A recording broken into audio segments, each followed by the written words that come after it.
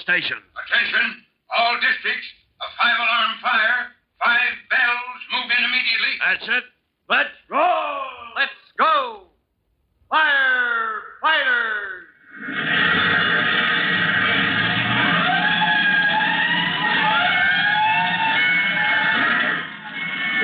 Presenting Firefighters, the true-to-life story of our unsung heroes who stand ready to ride by day or night against our most murderous enemy, the demon of fire.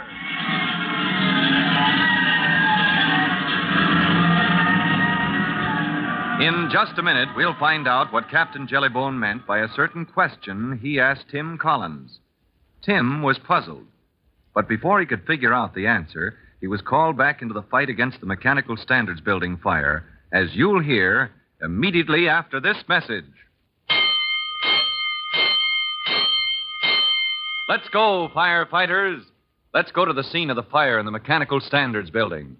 As you remember, Tim Collins and Captain Jellybone of the rescue company escaped from the basement corridor just in time after releasing Mr. Lawley, an officer of the company, who had been trapped in an underground vault where he had gone to lock up some valuable records in the fireproof and flood-proof compartments. Then, as Tim and the captain checked up on the condition of the man they had saved, Tim was amazed at Mr. Lawley's attitude. I never met a man like that before, Captain Jellybone. Oh, well, what's different about him? Well, you heard what he said. Well, just that he did his duty the way he saw it. When the fire alarm was pulled, Mr. Lawley carried those records down to the vault and locked them in. And got himself locked in, too, and almost got drowned when water came pouring down the air duct. So? Well, he doesn't seem to think it was anything, risking his life for a lot of records. Well, for him, those records are pretty important, Collins. He figures the company could get another vice president, but without those records, it would curl up and die. Oh, good grief. And he thinks it was only his duty to... Captain Jellybone, you know something? Yeah? Well, this is the first time I ever met a man who thinks it's a privilege to get trapped in a vault full of water in the basement of a burning building. Yes? Well, Collins, would you like to meet another man just like that? Another? You mean there are two like that? Well, I know another one. Oh, Captain, I sure would like to meet him. Oh, where can I... Rescue company! Oh, Captain, I want you. Come in, Chief Cody. I'll tell you later, Collins. I'll fix it for you to meet the man that I have in mind. Yes, Captain. Captain, while you and your men were underground, Company 209 took charge of your foam generator. Right, sir. Lieutenant Greenspan is watching the area near the garage where the gasoline is stored. Release Greenspan to take a line of hose into the building. I want to beat that flame back from all sides. Right, Chief. Collins. Yes, Captain. You heard the Chief. Find Lieutenant Greenspan and relay Chief Cody's orders. Yes, sir. Then return to the rescue wagon. Now, if that gasoline starts a blaze that needs to be smothered, you'll act as fight man. Yes, sir. I'm to take the hose in and strangle the blaze with foam. Right. Now get hold of Lieutenant Greenspan now. Yes, sir. Rescue company, all hands come in. Truck men, get your pipes and poles. Get inside. Clear the way for my lines of hose. We're going inside. Beat her down. Now, Chief Cody sends his men into the smoldering shell of the Mechanical Standards Building to give the final blow to the dying fire. And soon afterward, he commands... All right, boys. That fire is done for. Last call, companies. Pick up and go home. Right, that's what us do, Chief Cody. Oh, how about that gasoline, Captain? Well, we took precautions, Chief. When the fire got hot, you could see the storage tanks were getting ready to blow. So you covered them? With a blanket of foam. Good. Now the fire's done for, and in any case, that storage space is airtight. The foam is so thick that gasoline will be safe for 100 years. If we don't dig it out. Good work, Captain. With the Chief's permission, I'll get my boys back to quarters and report in service. On your way, then. Oh, Captain. Yes? You're a new man in the rescue company. Young Collins? Young Collins. Are you satisfied with him? Hey, Chief, I'll tell you something. Huh? Down there in that basement with the whole building creaking and groaning overhead, we didn't know if we'd get out in time or not. Well, neither did I. Thought we'd be digging for you all night. Well, how did Collins take it in the pinch? Chief, I put it up to him. I said, boy, you know we may not get out. You've got a right to be scared. And? He didn't know what I was getting at. Said we did our job, didn't we? We got that man safe out in the vault. So who cares if the roof falls in, huh? That's it, Chief. As long as he gets the job done, nothing bothers him. So, what do you mean I'm satisfied with young Collins? Just let's see you try and get him away from me. All right. He's yours, Captain, as long as you need him. But how about the other men in your company? They used to him yet? Well, I think Smokey McBride and his pal Mushnowski are warming up to the boy. I'll know when we get back to quarters. How's that, Captain? My boys are peculiar, Chief. Yeah, they're all of that. Best in the department. Well, you see, if they let Collins go his own way, that means they're just putting it up with him, see? But if they start loading him down with jobs, yelling at him to help with this and that and the other, Well, then he's in. All right, let me know what happens, will you? Keep your fingers crossed, Chief. Rescue company, pick up and pack. We're going home. At a slow, safe speed, with Private Mushnowski at the wheel, the rescue wagon rolls back to quarters. And as the wagon reaches its base, Mushnowski yells, Hey, you, Collins. What do you have, Mushnowski? Come on. You're going to ride all the way. Get off, will you? Block that traffic so I can back into the house. Okay, don't blow a gasket. All right, Mush. She's got the traffic stopped. Back her in. Don't blow a gasket, he says. What a wise guy.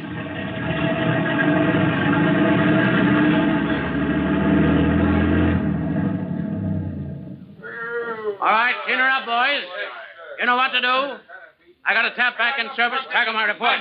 Captain Jellybone. Yes, Uxie. What's my job now, sir? What's my job now, sir? Hey, guys. That a new man? What's my job now, sir? He says. Oh, they're going to start riding me again. I thought I settled that once. Oh, hold on, Collins. Don't you get your dander up. Well, sir, I've tried fighting them. I've tried minding my own business. I've tried everything. Hold on now. You just wait and see Hey, what... Huxley. Yeah? Hear what Smokey says? No, I didn't hear what Smokey said. Smokey says you got to help him shine up the foam generator where it's all full of goop. All right, I'll... And Cobble says you got to hook up some new tanks for the cutting torch with you and Smokey and the captain. You went and used up all as a settlement. Okay, So what you got to do first? You got to help me clean up the wagon. Oh, hey, wait a minute now. Listen, where do I Come start? on. Don't stand around like your feet were stuck in your pocket. We got work to do. Yeah, but you can't... You're in, boy. Sir? I said you're in. When my boys begin loading a man with more jobs than any pair of twins could handle, that means you're good enough for the rescue company. You mean they've quit riding me when they try to work me like a set of triplets? Collins, you deadhead. You ain't paying me to clean up this wagon, are you? All right, I'm coming. What's the matter? You scared a little work? As Tim pitches in by special invitation to do his share of the 1,001 chores of cleaning up equipment and readiness for the next alarm, Captain Jellybone settles down to write out his report. And later, he's startled to hear...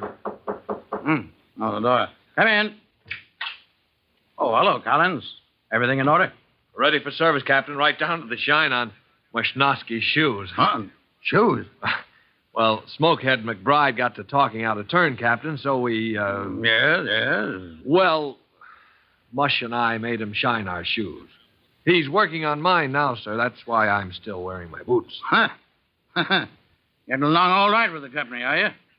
Not like this morning when you came in and they began riding the new man to death. Oh, no, sir. Gee, they're a great gang.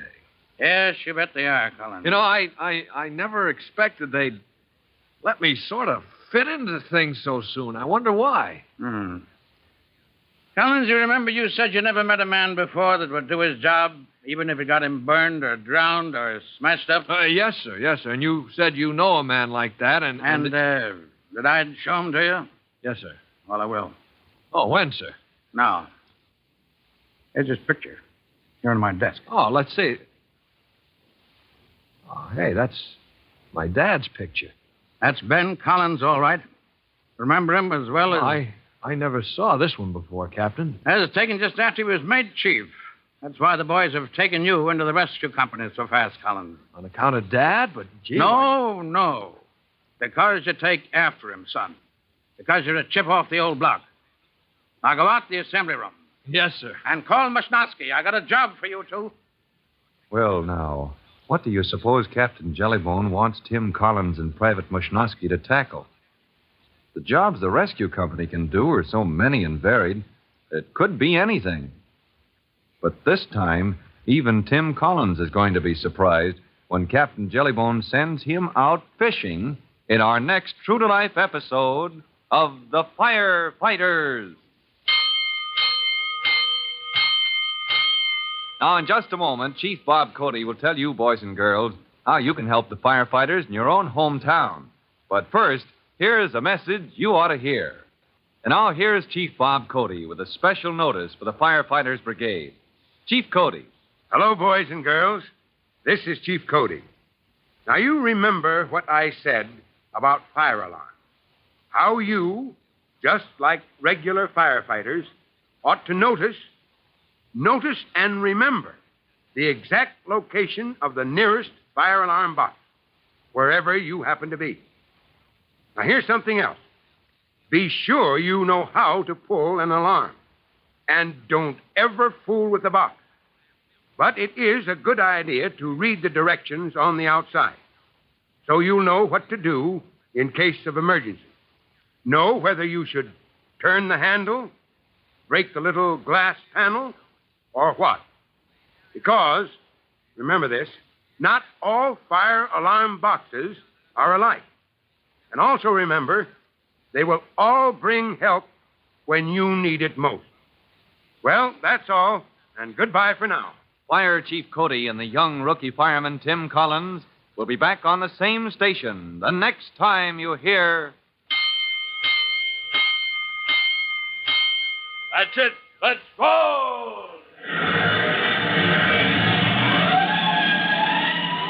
Let's go! Firefighters! Firefighters is a copyrighted feature of William F. Holland Productions.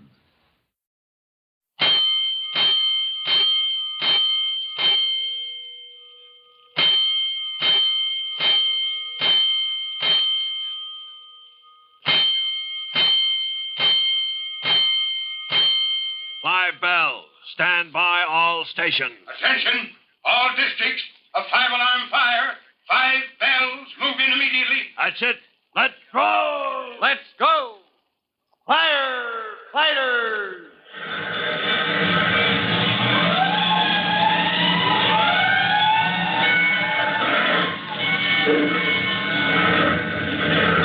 Presenting Firefighters, the true-to-life story of our unsung heroes who stand ready to ride by day or night against our most murderous enemy, the demon of fire.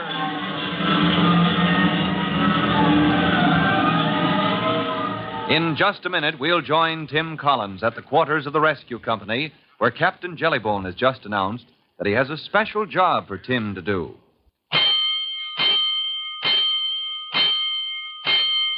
Let's go, firefighters.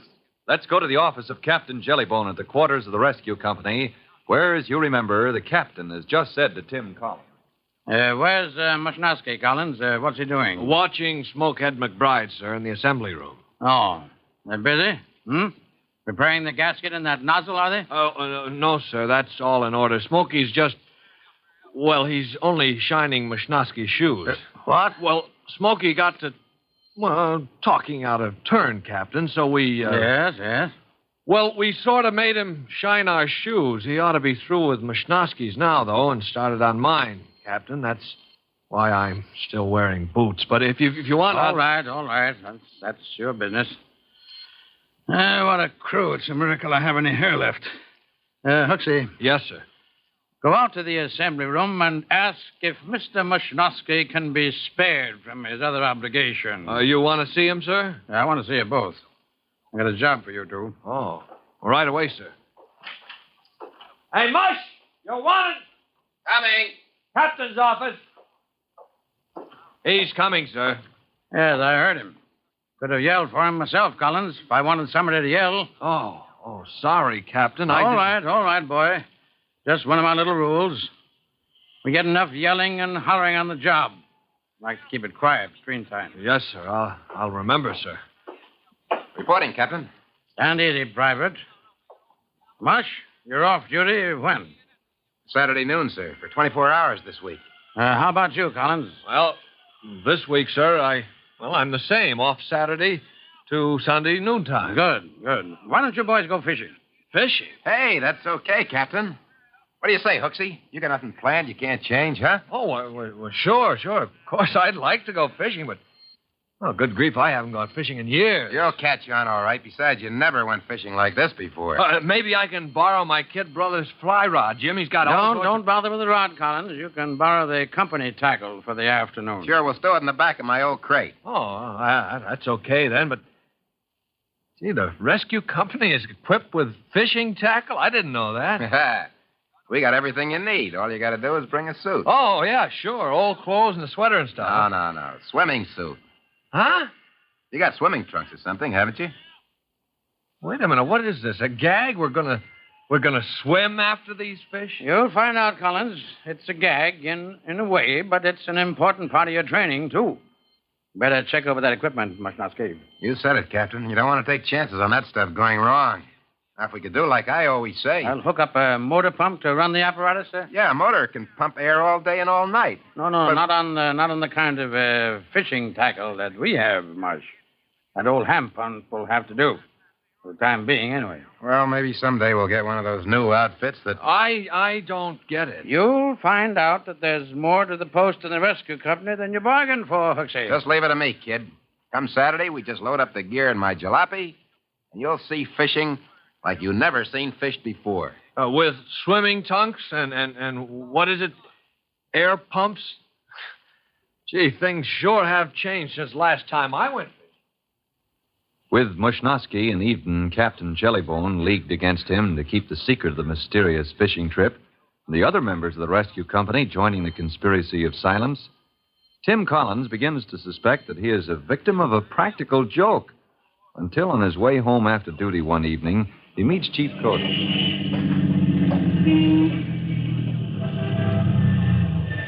Collins? Private Collins? Huh? Oh, hi there, Chief Cody. Want to lift home? Jump in. Oh, you bet.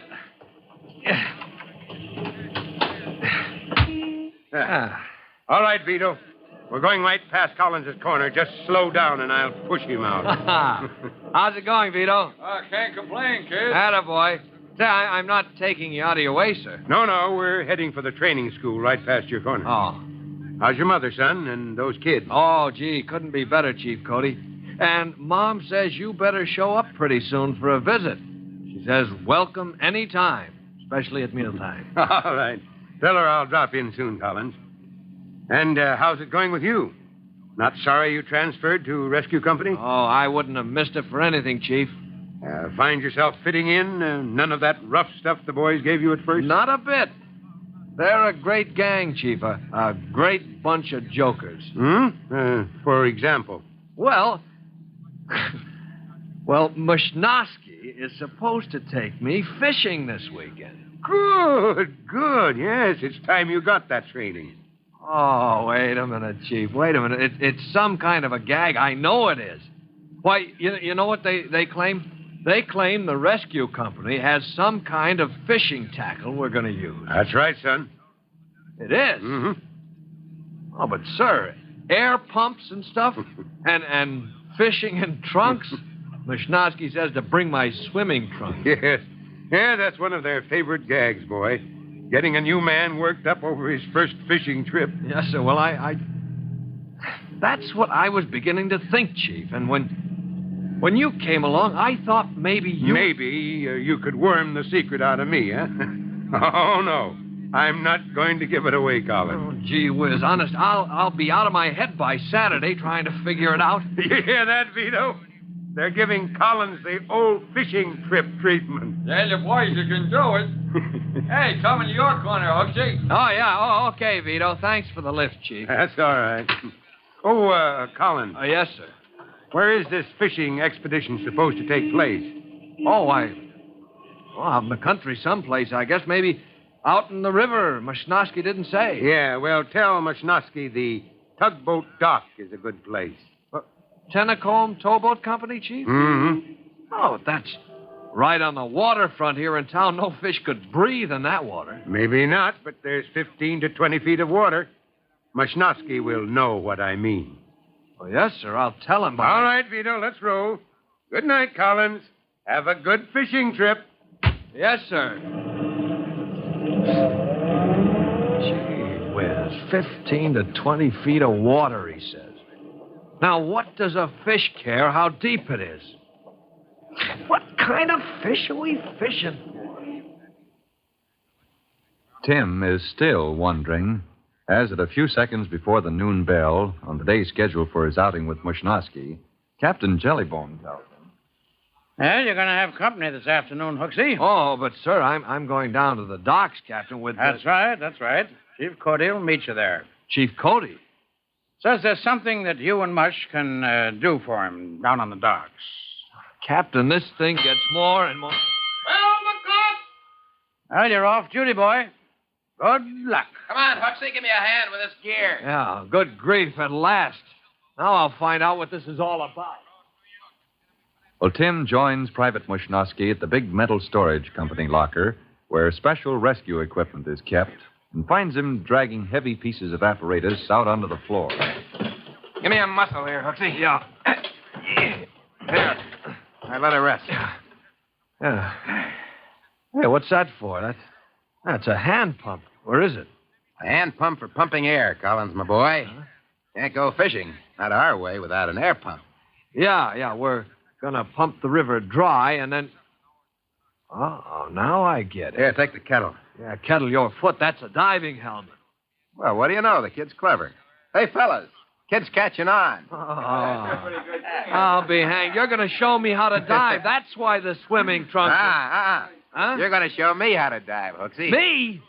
I never had one of those helmets on in my life. You're in the rescue company now, boy. Never know where you'll be 1,000 feet up in the air, a couple fathoms underwater. Yeah, but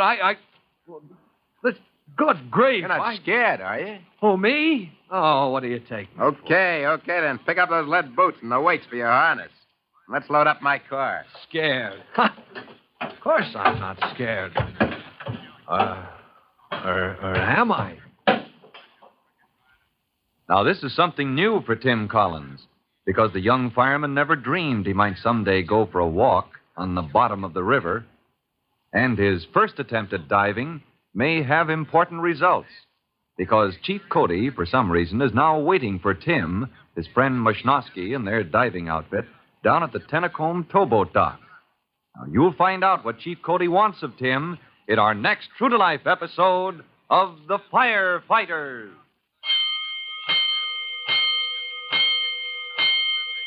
In just a moment, Chief Bob Cody will tell you, boys and girls, how you can help the firefighters in your own hometown. But first, here's a message you ought to hear. And now, Chief Bob Cody with a special notice for the Firefighters Brigade. Chief Cody. Hello, boys and girls. This is Chief Cody. And I've got one more thing I want to mention about fire alarms. That's the false alarm. The dangerous, costly game some people play when they pull a false alarm. Now, you can help by spreading this news around. No boy or girl who has his heart in the right place and his brains where they ought to be will ever pull a false alarm. Well, that's all. Goodbye for now. Fire Chief Cody and the young rookie fireman Tim Collins will be back on the same station the next time you hear... That's it. Let's go! Let's go! Firefighters! Firefighters is a copyrighted feature of William F. Holland Productions. Hello, this is Greg from An Evening of Old Time Radio. The real Greg from The Real Evening of Old Time Radio. I hope you're enjoying the show, and I just want you to know that if you're hearing this on any other YouTube channel than The Real Evening of Old Time Radio, you're listening to somebody who has stolen my audio track. On with the show.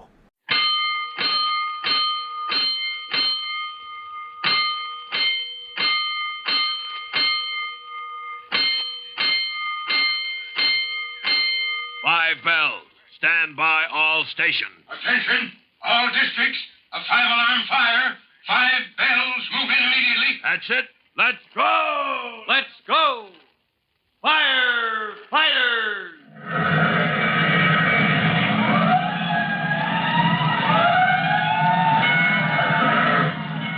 Presenting Firefighters, the true-to-life story of our unsung heroes who stand ready to ride by day or night against our most murderous enemy, the demon of fire.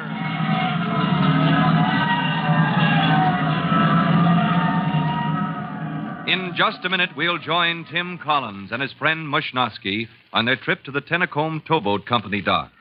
It is only a few minutes past noon, and the young fireman, off duty until tomorrow, is about to have his first lesson in the use of the rescue company's diving apparatus.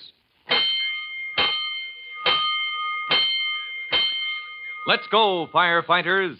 Let's go to the quarters of the rescue company, where you remember only a moment ago, Tim Collins learned the true nature of the fishing trip Private Mushnosky has invited him to take.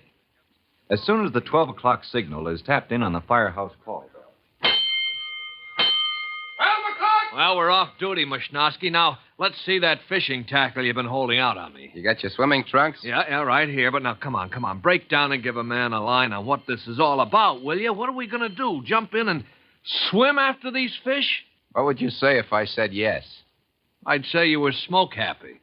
All right, I'm smoke happy. You're going to jump into that water, and any fish we catch, you're going to swim after them. Oh, now listen, if you think I'm going to make a sap out of myself, and in front of Chief Cody, too, The chief? Yeah, that's what I said, the chief. Captain Jellybone said Chief Cody's going to meet us at the dock. So if you think I'm going to make we better get rolling, kid. Come on, help me load the tackle into my jalopy. All right, if you can't carry a couple of fishing poles. Well, where's this tackle? Here in the storage locker. Prop the door open, will you? Yeah, okay. Hey, what's that stuff? That's a pump. A hand pump. Or is it? It is. Huh? Give me a hand here, Hooksy. Yeah. There, all right. Let it rest. What's this for? This air pump? Yeah. Can't go fishing, not our way, without an air pump. Oh, now I get it. Here, take the kettle. Yeah, kettle your foot. That's a diving helmet. Well, what do you know? The kid's catching on. Well, I'll be hanged. You're going to show me how to dive. You're going to show me how to dive. Huh? I'm going to stay up and dock and pump air through that hose to your helmet. Oh, but I never had one of these helmets on in my life. You're in the rescue company now, my boy. Never know when you'll be working 1,000 feet up in the air or a couple of fathoms underwater. Diving's part of your job. It's time you learned how. Yeah, but I... Oh, good grief. What next? Grab those lead boots and the weights for your harness. Now, come on, let's load up my car and get down to the dock. We don't want to keep Chief Cody waiting. When they reach the waterfront, Mushnosky pulls up at the offices of the Tennacombe Towboat Company. When Tim says, Hey, look, there's Chief Cody waiting in the doorway. Got a here ahead of us at that, Yeah. huh? We'll pick him up. Been waiting long, Chief Cody? No, I just got here, boys. Where are you going to change into your swim trunks, Collins? Oh, gee, I never thought of that. Well, go into Tennacombe's office. He says you can change in there. Yeah, all right, Chief. Won't take me a minute. When he's ready, you can drive right out to the end of the dock, Mushnosky. Sure, no need to walk all that way. Here, let me help you with that sack. That's all right. I can lift it. Just drop it here in the back with the diving gear. That must weigh 50 pounds. Yeah, all of that, Mushnosky. Sounds like chunks of iron. Yeah, it does, doesn't it? Not that I go nosing around, see, sticking my beak into somebody else's business, but a burlap sack full of scrap iron. Chief, you're not going into the junk business. No. That scrap iron is just bait. Bait? Yep, going to do a little fishing myself with this. A horseshoe on the end of a half-mile of line? This is no horseshoe. Here, see what happens when you hold it near the door of your car. Let's see. Nothing happened. A little closer. Like this? Hey! hey, you jumped. Hey, I can't almost pull it loose. It's a magnet, Mushnosky. Magnet? Yeah. That's the biggest magnet I ever saw, next to one of those big electromagnets. What do you want with a magnet, Chief? All set, Chief. What do you say, Mush? Time we got rolling? Yeah, sure. But Chief Cody, what... You'll find out when the time comes, Mushnosky. First, let's give Collins his diving lesson, and then we'll start fishing with my magnet. All right, jump in here, Collins. Yes, sir.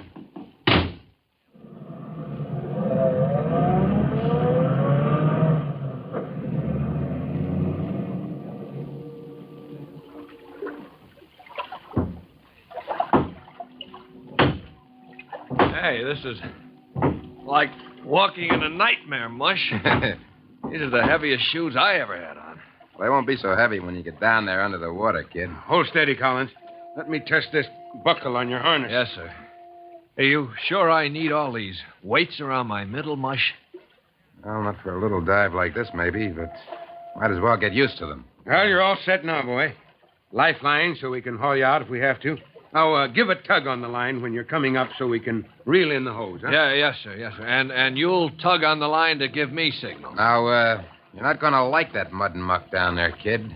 Just keep moving and you won't sink. Uh-huh. After you leave the ladder, I mean. You're okay while you're still hanging on to the ladder. I see. All right, I got it. Ready for the helmet now. I'll help him with the helmet, Wisnowski.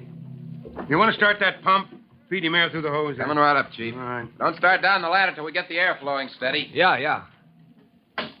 Gee, if I ever forget and bend over to pick up something... You'll fill the helmet with water. You had better slide out of it and come up fast. Yes, sir. All right, now. Easy. Here it comes. Down over your head. Yeah, now, let me get a grip on the edge. Yeah, while you straighten out the... I can't hear you, Collins. Don't try to talk. Is he getting air okay, Chief? Are you getting air? He's all right, Wisnowski. He nods his head. Get him started on the ladder, Chief. Let's go, Collins. Yeah. He's on his way, Wisnowski. Keep those lines clear, Chief. Don't want his air hose to get cramped. Line's all clear. He's at the water line. Just his helmet showing. There he goes. Down to the bottom of the ladder. I can feel it in the pump. Yeah. Pressure's gone up. Can you still see him? Just a blur. That water's pretty thick. There he goes. He's moving away from the dock. Good kid. Now, some fellas hang on to the ladder so you couldn't pry him loose with a chisel. First time down, I mean. Yeah. How's the pump? Smooth as silk. How's Colin? He's taking a walk for himself. Say, he takes to this diving like... Like a fish to water, huh? Yeah. Better call him back. Oh, he's been down long enough? For the first time, Chief. Give him a tug on the line. All right. That does it. He got the signal. Here he comes. Back to the ladder. Yeah, now I can see him. His helmet's coming up. Get him up here and give him a rest. Well, he takes 10. You can tell us what that magnet's for, huh, Chief? You got me so curious, honest. My brain is itchy.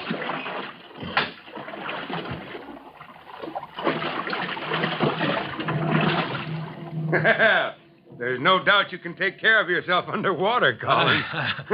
Gee, Chief, if I'd ever guessed it was such fun, I'd have been down there long ago. Fun, huh? It isn't fun all the time, Hooksy. Not when you're down there looking for some car, maybe, that went into the river. You got to find it fast and open it up and maybe haul somebody out. Yeah, I see what you mean. You got to move fast, but underwater you just can't, huh? Well, that's what I'm puzzling about, boys. That's why I want to try fishing with a magnet.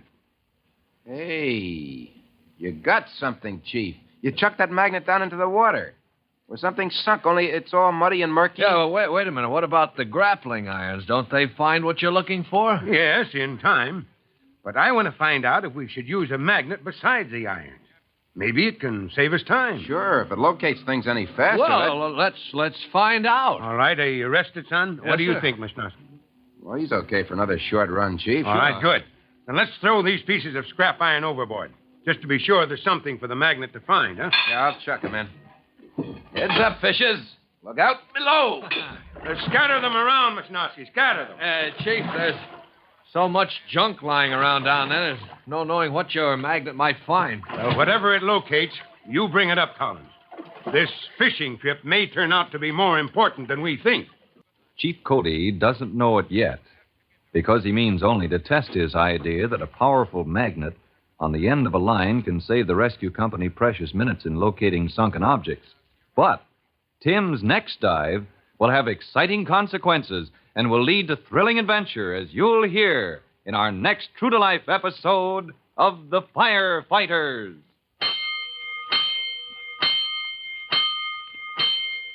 In just a moment, Chief Bob Cody will tell you, boys and girls, how you can help the firefighters in your own town.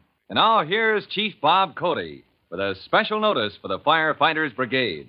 Chief Cody. Hello, boys and girls. This is Chief Cody. And I've got a question for you. How often do you see cars and trucks parked near fire hydrants? Parked near enough to block the way if an engine should be called to the scene of a nearby fire. Now remember, seconds count in preventing the spread of a fire. And when you see a car parked too near a hydrant, you know someone has carelessly created a dangerous fire hazard. Well, that's all for now. You'll hear from me soon. Fire Chief Cody and the young rookie fireman Tim Collins will be back on the same station the next time you hear. That's it. Let's roll!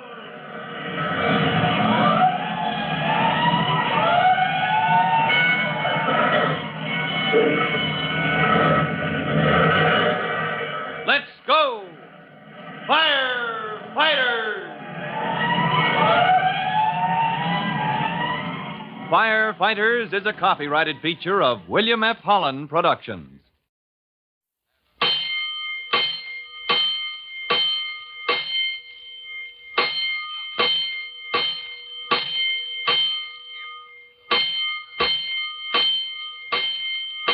Five bells. Stand by all stations. Attention, all districts.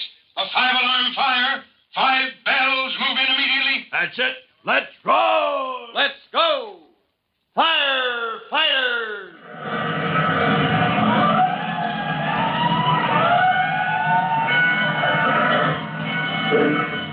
Presenting Firefighters, the true-to-life story of our unsung heroes who stand ready to ride by day or night against our most murderous enemy, the demon of fire.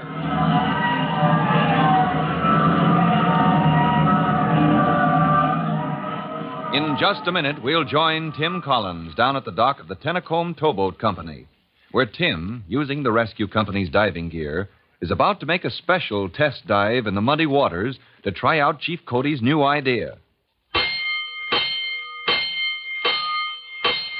Let's go, firefighters. Let's go to the waterfront to the end of the dock where Tim Collins, using the rescue company's diving gear, has just made his first underwater trip with his friend Private Mushnosky operating the hand pump that provides air for the diving helmet. Just a moment ago, you remember, as Chief Cody helped him take off the heavy helmet, Tim said, Chief Cody, if I'd known diving is such fun, I'd have been down there long ago. Take this towel, son. Rub yourself down. And put on that sweater. Oh, thanks, Chief. Hey, Mush. Yeah. Got a kick out of it, did you? Yeah. How often does a rescue company get a chance for a dive like that? Well, it isn't fun all the time, Hooksy. Not when you're down there looking for some car, maybe, that went into the river, and you got to find it fast and open it up and maybe find somebody inside. Yeah. I see what you mean. You got to move fast. But underwater, you just can't. Well, that's what I'm puzzling about, boys. How to save time on a job like that. Yeah, but that magnet, Chief, how can that help? Well, here's how I figure it, Collins. Oh, hand me that magnet, will you, Mushnosky? Yeah, here you are, Chief. Great, thanks. It's the biggest one I ever saw. Yeah, big as a horseshoe. Biggest I could find in town, unless I borrowed an electric magnet from the metalworks. Yeah, well, you've got it fastened to a length of line, Chief. That magnet's powerful, but you don't think it's big enough to haul a piece of iron right out of the water. Hey, wait. Hooksy, the Chief's got something. Well, like what? That magnet, that's for locating iron or steel, huh, Chief? That's what I hope, Mushnosky. Hey, you see, Collins, you throw it down into the water where something's sunk. Only it's all muddy and murky. Yeah, but what about grappling irons? Don't they find what you're looking for? Yes, in time, son. But maybe this can save us time. Because maybe it locates the car, whatever you're looking for, see? And if it locates things any faster... Well, let's find out. Chief, can't we test your idea? Well, that's why I'm here, son. Where's that sack full of scrap iron I brought? I'm sitting on it, Chief. Oh, okay. Well, dump it out, Mushnosky. We'll throw those chunks of iron into the water just to be sure there's something for the magnet to find. Yeah, I'll check that. Heads up, fishes. Look out below. Scatter them around, Mushnosky. Yeah, Chief, there's so much junk lying around down there you can't see from here because the water's so muddy, but there's no knowing what your magnet might find. Well, bring me anything it locates, Collins. Maybe there's so much old iron on the bottom of the river, this idea is no good at all. But, well, on the other hand... All gone, Chief. I chucked the iron all in the river. Now what? Well, just give me room. Back up, Hooksy. Yeah. Chief wants to swing the magnet on the line. Yeah. Give it a few twirls around my head, get up some speed, and let her go. Nice throw, Chief. Nice throw. Yeah. Now all you got to do is to drag her over the bottom. Yeah, I'll coil the line as you haul in it. Hey, you feel a pull? Got something? A bite? I mean, she sticks to something? Well, maybe it's just caught in some of that underwater junk. Let's see what happens when I try to pull it free. And gently now. Hey, look, it came free and it jumped back again. Yeah. That's iron down there. Yeah. Chief, you picked up a piece of iron, but I never throwed any chunks out that far. Well, let's see what the chief caught. You want me to go down again, Chief Cody? If you pass me the line when I get down the ladder. Yeah, that's it.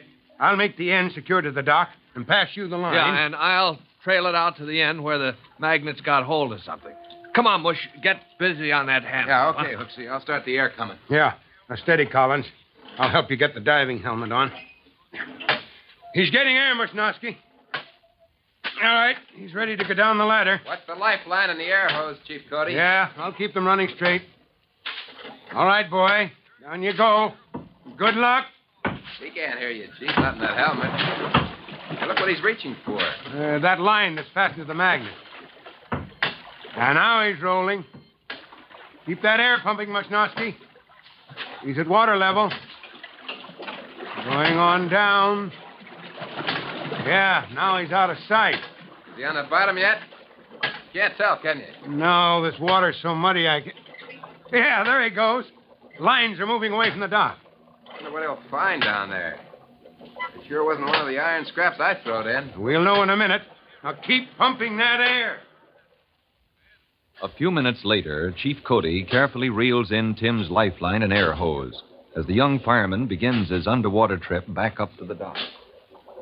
Keep pumping, Musnosky. Here he comes. Can you see his helmet, Chief? Is he on the ladder? He's climbing up. Yeah.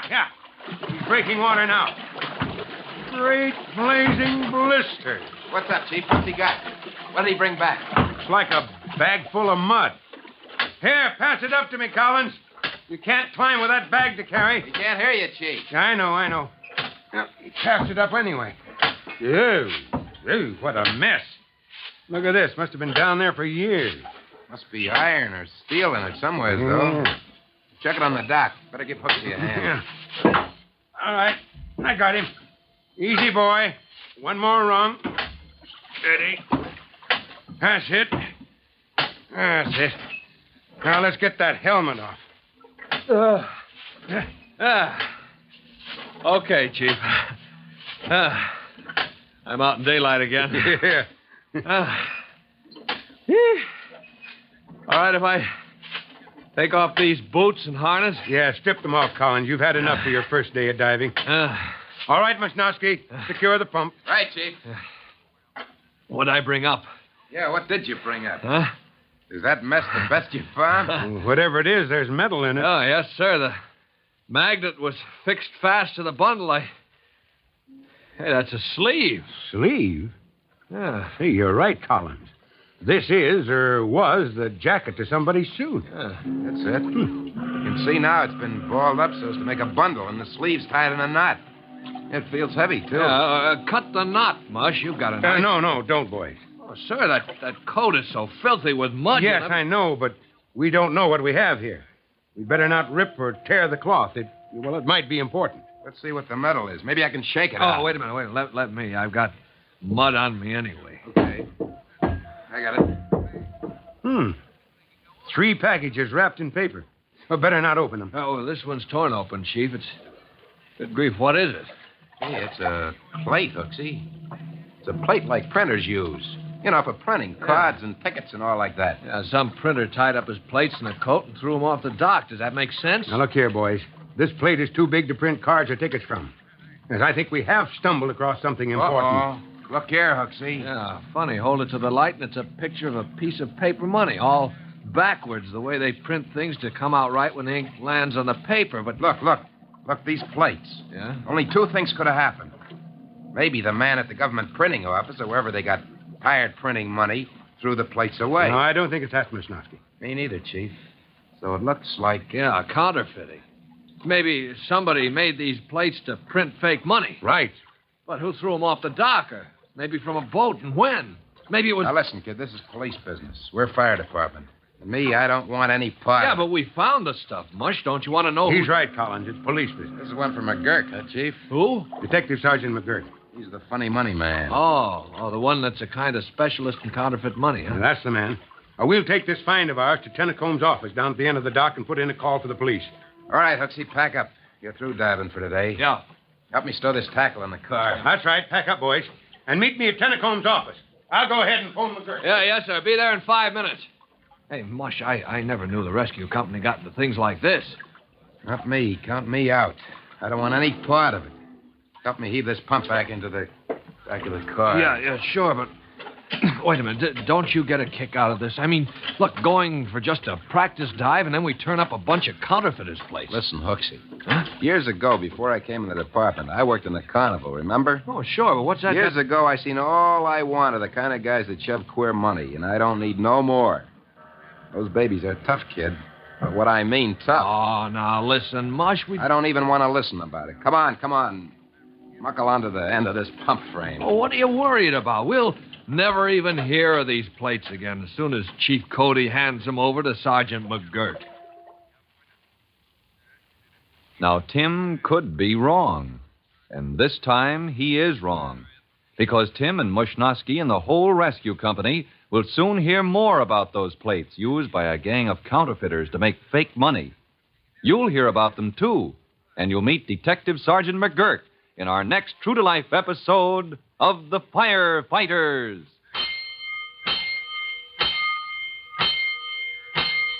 In just a moment, Chief Bob Cody will tell you, boys and girls, how you can help the firefighters in your own town.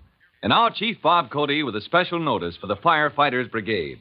Chief Cody. Hello, boys and girls. This is Chief Cody. And I wonder if you remember the 3 things that are needed for a fire. First, material that will burn. Second, a high degree of heat. And third, oxygen to feed the blaze. By the same token, if you take away the material, cool down the heat, or shut off the supply of oxygen, the fire goes out. And in one of these 3 ways, your firefighters knock down every blaze they meet. Sounds easy, but it's not always easy to do. Well, that's all for now. You'll hear from me soon. Fire Chief Cody and the young rookie fireman Tim Collins will be back on the same station the next time you hear... That's it. Let's roll! Let's go! Firefighters! Firefighters is a copyrighted feature of William F. Holland Productions.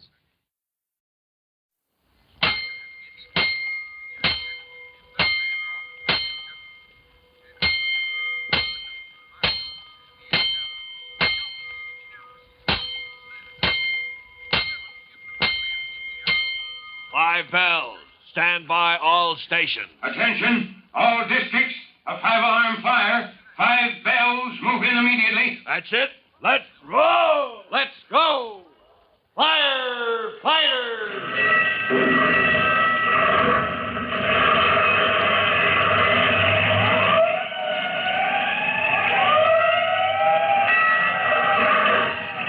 Presenting Firefighters, the true-to-life story of our unsung heroes who stand ready to ride by day or night against our most murderous enemy, the demon of fire.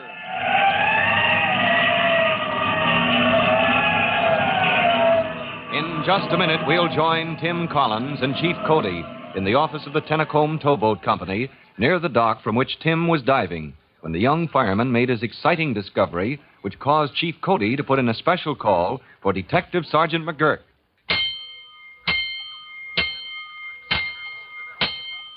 Let's go, firefighters.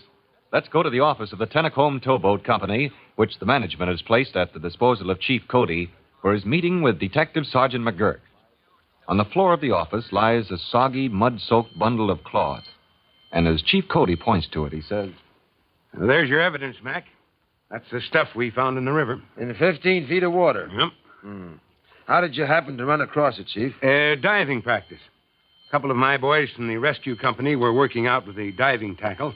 And Collins, that's the fellow we were teaching to dive, well, he stumbled across this bundle. Does it strike you it's odd he knew right where to pick it up? How do you mean? The whole bottom of the river to prowl around on and all kinds of junk lying around in the mud. The one thing he picks up and brings ashore is this? Well, now, great blistering blazes, Mac. You're not trying to Just insinuate. thinking out loud, Chief. Well, if you think my boy Collins had any idea this stuff was lying there underwater... I don't think anything yet, Chief. Right now, my job is to get the facts. When I get all the facts, they'll line themselves up fast enough. Well, if they line up so that they seem to point toward Collins or anyone else who was down on that dock today... All right, Chief, all right. Let's start over. Let's take a look at this bundle. All right. You see what it is, don't you? The jacket. Mm-hmm. Rolled up into a bundle with the sleeves tied to hold it secure. And inside... Now, don't rush me, Chief. We're still examining the outside. Well, what do you see besides mud from the river bottom? I'll see more when we've had this jacket cleaned and the particles we clean out of it sorted to separate the mud from other dust and stuff that might have been ground into the fabric. Dust and stuff? Particles that may tell us where this jacket has been, like a schoolroom picking up chalk dust or a coal yard picking up coal dust and so on. Oh, yeah, I see. And if you can get a line on the jacket's back history... Maybe we get a line on its owner. Something I can tell you right now. Huh? That's a nice piece of cloth, Chief Cody. A fine tweed, fairly new. Not the kind of jacket you'd throw in the river if you had a choice. Then whoever tossed it overboard was in a tight spot? Didn't have time to make a choice? That could be, Chief Cody. That well could be. Matter of fact... Huh? Matter of fact, we may not have too much trouble tracing the owner of this jacket. You know already who it was? Not for sure. But a while back, we had a line on a fellow. A counterfeiter? Maybe. All we know is he was around when some queer money was passed. Oh, about a month ago. Yes, I heard something about that. That's the case. I never heard how it turned out, Mac. It hasn't turned out. Not yet. What happened? Well, this fellow we mentioned, we had a tail on him. From information received, we knew he was a runner. You know, a messenger. For the gang? For the gang. Mm-hmm. And we counted on having him lead us to the printing plant where these fellows were turning out their phony bills. Matter of fact, we knew he was carrying a new set of plates at the plant one night. And you tailed him? Until he shook us off. He lost you, or you lost him for good? Or bad. Half an hour later, we picked him up and shook him down. No plates. Nothing to hold him on. Maybe he delivered those plates, Mac. We know he didn't. How do you know? From information received. Now, that's police business, Chief. No, he didn't deliver the plates at the printing plant. He stashed them somewhere. Then this find we made today. You haven't looked at the plates yet, Mac. They're still in this bundle. I put them back as soon as I saw what they were. You know, maybe... Maybe. Let's look. All right. Here. They'll slide out if you shake the coat. Now, don't get that mud... Yeah. There they are. Plates for printing phony money. How about it, Mac? Well. Hello, Stanislaus. Hmm? These are the plates, all right, Chief. Sure as a fingerprint, you can tell what plate a piece of counterfeit money was printed from. And these are the ones that disappeared that night. Yeah, but now that you have them, how can they help your case? Well, finding them in this tweed coat helps us, Chief, because Stanislaus can't laugh off the fact that his coat and these plates were found in one and the same bundle. Oh, you'll be able to prove ownership of the coat? Never fear, we'll prove it all right. And, Chief... Yeah? On this deal, the police department owes the fire department a citation. You've cracked this case for us. Now, you can pass the credit along to the rescue company, McGurk. Sure. Though for a minute there, I thought you were going to try to accuse one of my boys of being involved in this. Well, just thinking out loud, Chief, that's all. Just wondering how your boys knew right where to go to pick up this hidden evidence. Well, I'll admit I'm glad the fire department is out of the picture. We know our business and you know yours, so we'll leave the police work to you, Sergeant McGurk. Don't worry, we'll take care of Stanislaus and his pals. Stanislaus, that's the fellow's name, Mac, the runner for the gang? Stanislaus Mushnosky, a bad egg if there ever... Mushnosky? Yeah. Yeah, what's the matter, Chief? Great blazing blisters. Maybe the fire department isn't clear of this case after all. Huh? My man Collins picked up those plates from the bottom of the river. But the fellow who was pumping air for the diving helmet was Private Mushnosky. Yeah. And he's waiting outside with Collins right now. Astounded at Chief Cody's announcement, Detective Sergeant McGurk makes a quick decision. He bundles the mud-soaked jacket and the plates for printing counterfeit money into a sheet of wrapping paper and then announces. Chief? Now, this looks like a tie-up of some kind. I want to see those men of yours at police headquarters. Yes, but, Mac, I know Mushnosky. He's been in the department for years with never a black mark. Besides, come to think of it... Huh? His name is Gabriel. That's why he never uses it. They call him Mush. Mush, huh? Well, yeah, but it's Gabriel Mushnosky. So there's no chance. Oh, I know your man and Stanislaus aren't one and the same, Chief. But there's some connection. There must be. Brothers, cousins, maybe. Because you'll have to admit it. You know yourself, Mushnosky isn't a common name. No, of course it isn't. Well, I want those men at headquarters, Chief. Will you get them there? Well, all right, Mac. It's my duty, I guess. Thanks, Chief. I'll slip out the back way so I won't have to talk to them here. Maybe make them more watchful. Well, thanks for everything, Chief. Okay, Mac. Okay.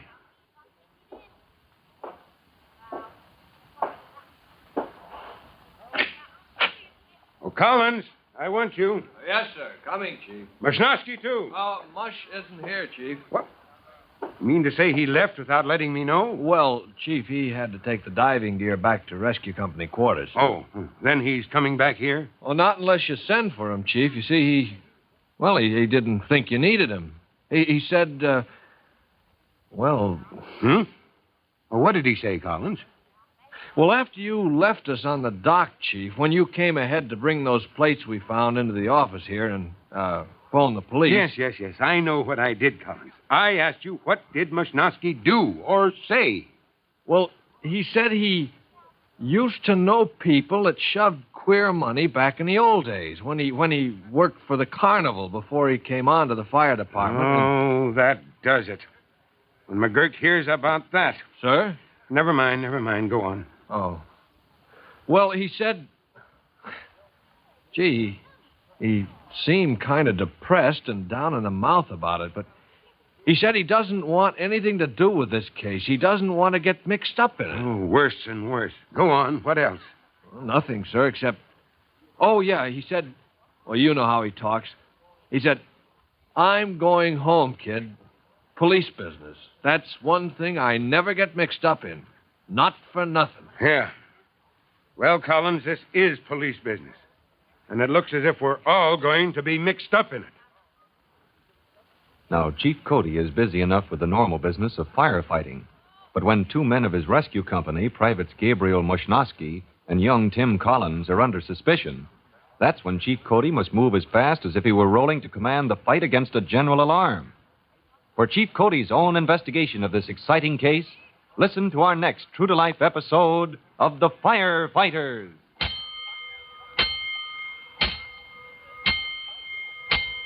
In just a moment, Chief Bob Cody will tell you, boys and girls, how you can help the firefighters in your own town. And now, Chief Bob Cody with a special notice for the Firefighters Brigade. Chief Cody. Hello, boys and girls. This is Chief Cody.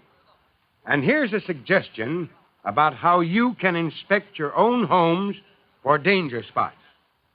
The 4 places in the average house where fire is most apt to break out. First, look at the joints and walls around the furnace or other main heating unit. Now see if they are far enough away or well enough insulated so that these joints and walls around the heating unit do not offer a chance for fire to start. Well, that's all for now, but I'll tell you 3 other danger spots soon. Fire Chief Cody and the young rookie fireman Tim Collins will be back on the same station the next time you hear...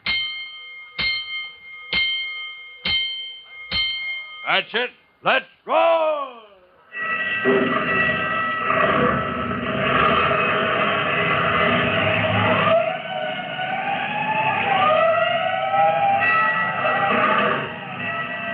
Let's go! Firefighters! Firefighters is a copyrighted feature of William F. Holland Productions.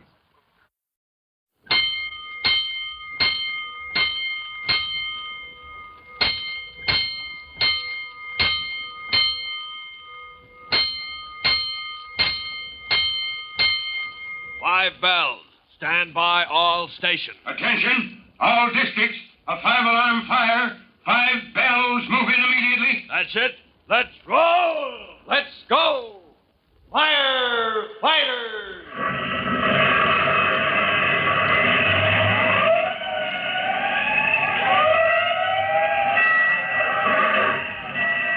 Presenting Firefighters, the true-to-life story of our unsung heroes who stand ready to ride by day or night against our most murderous enemy, the demon of fire.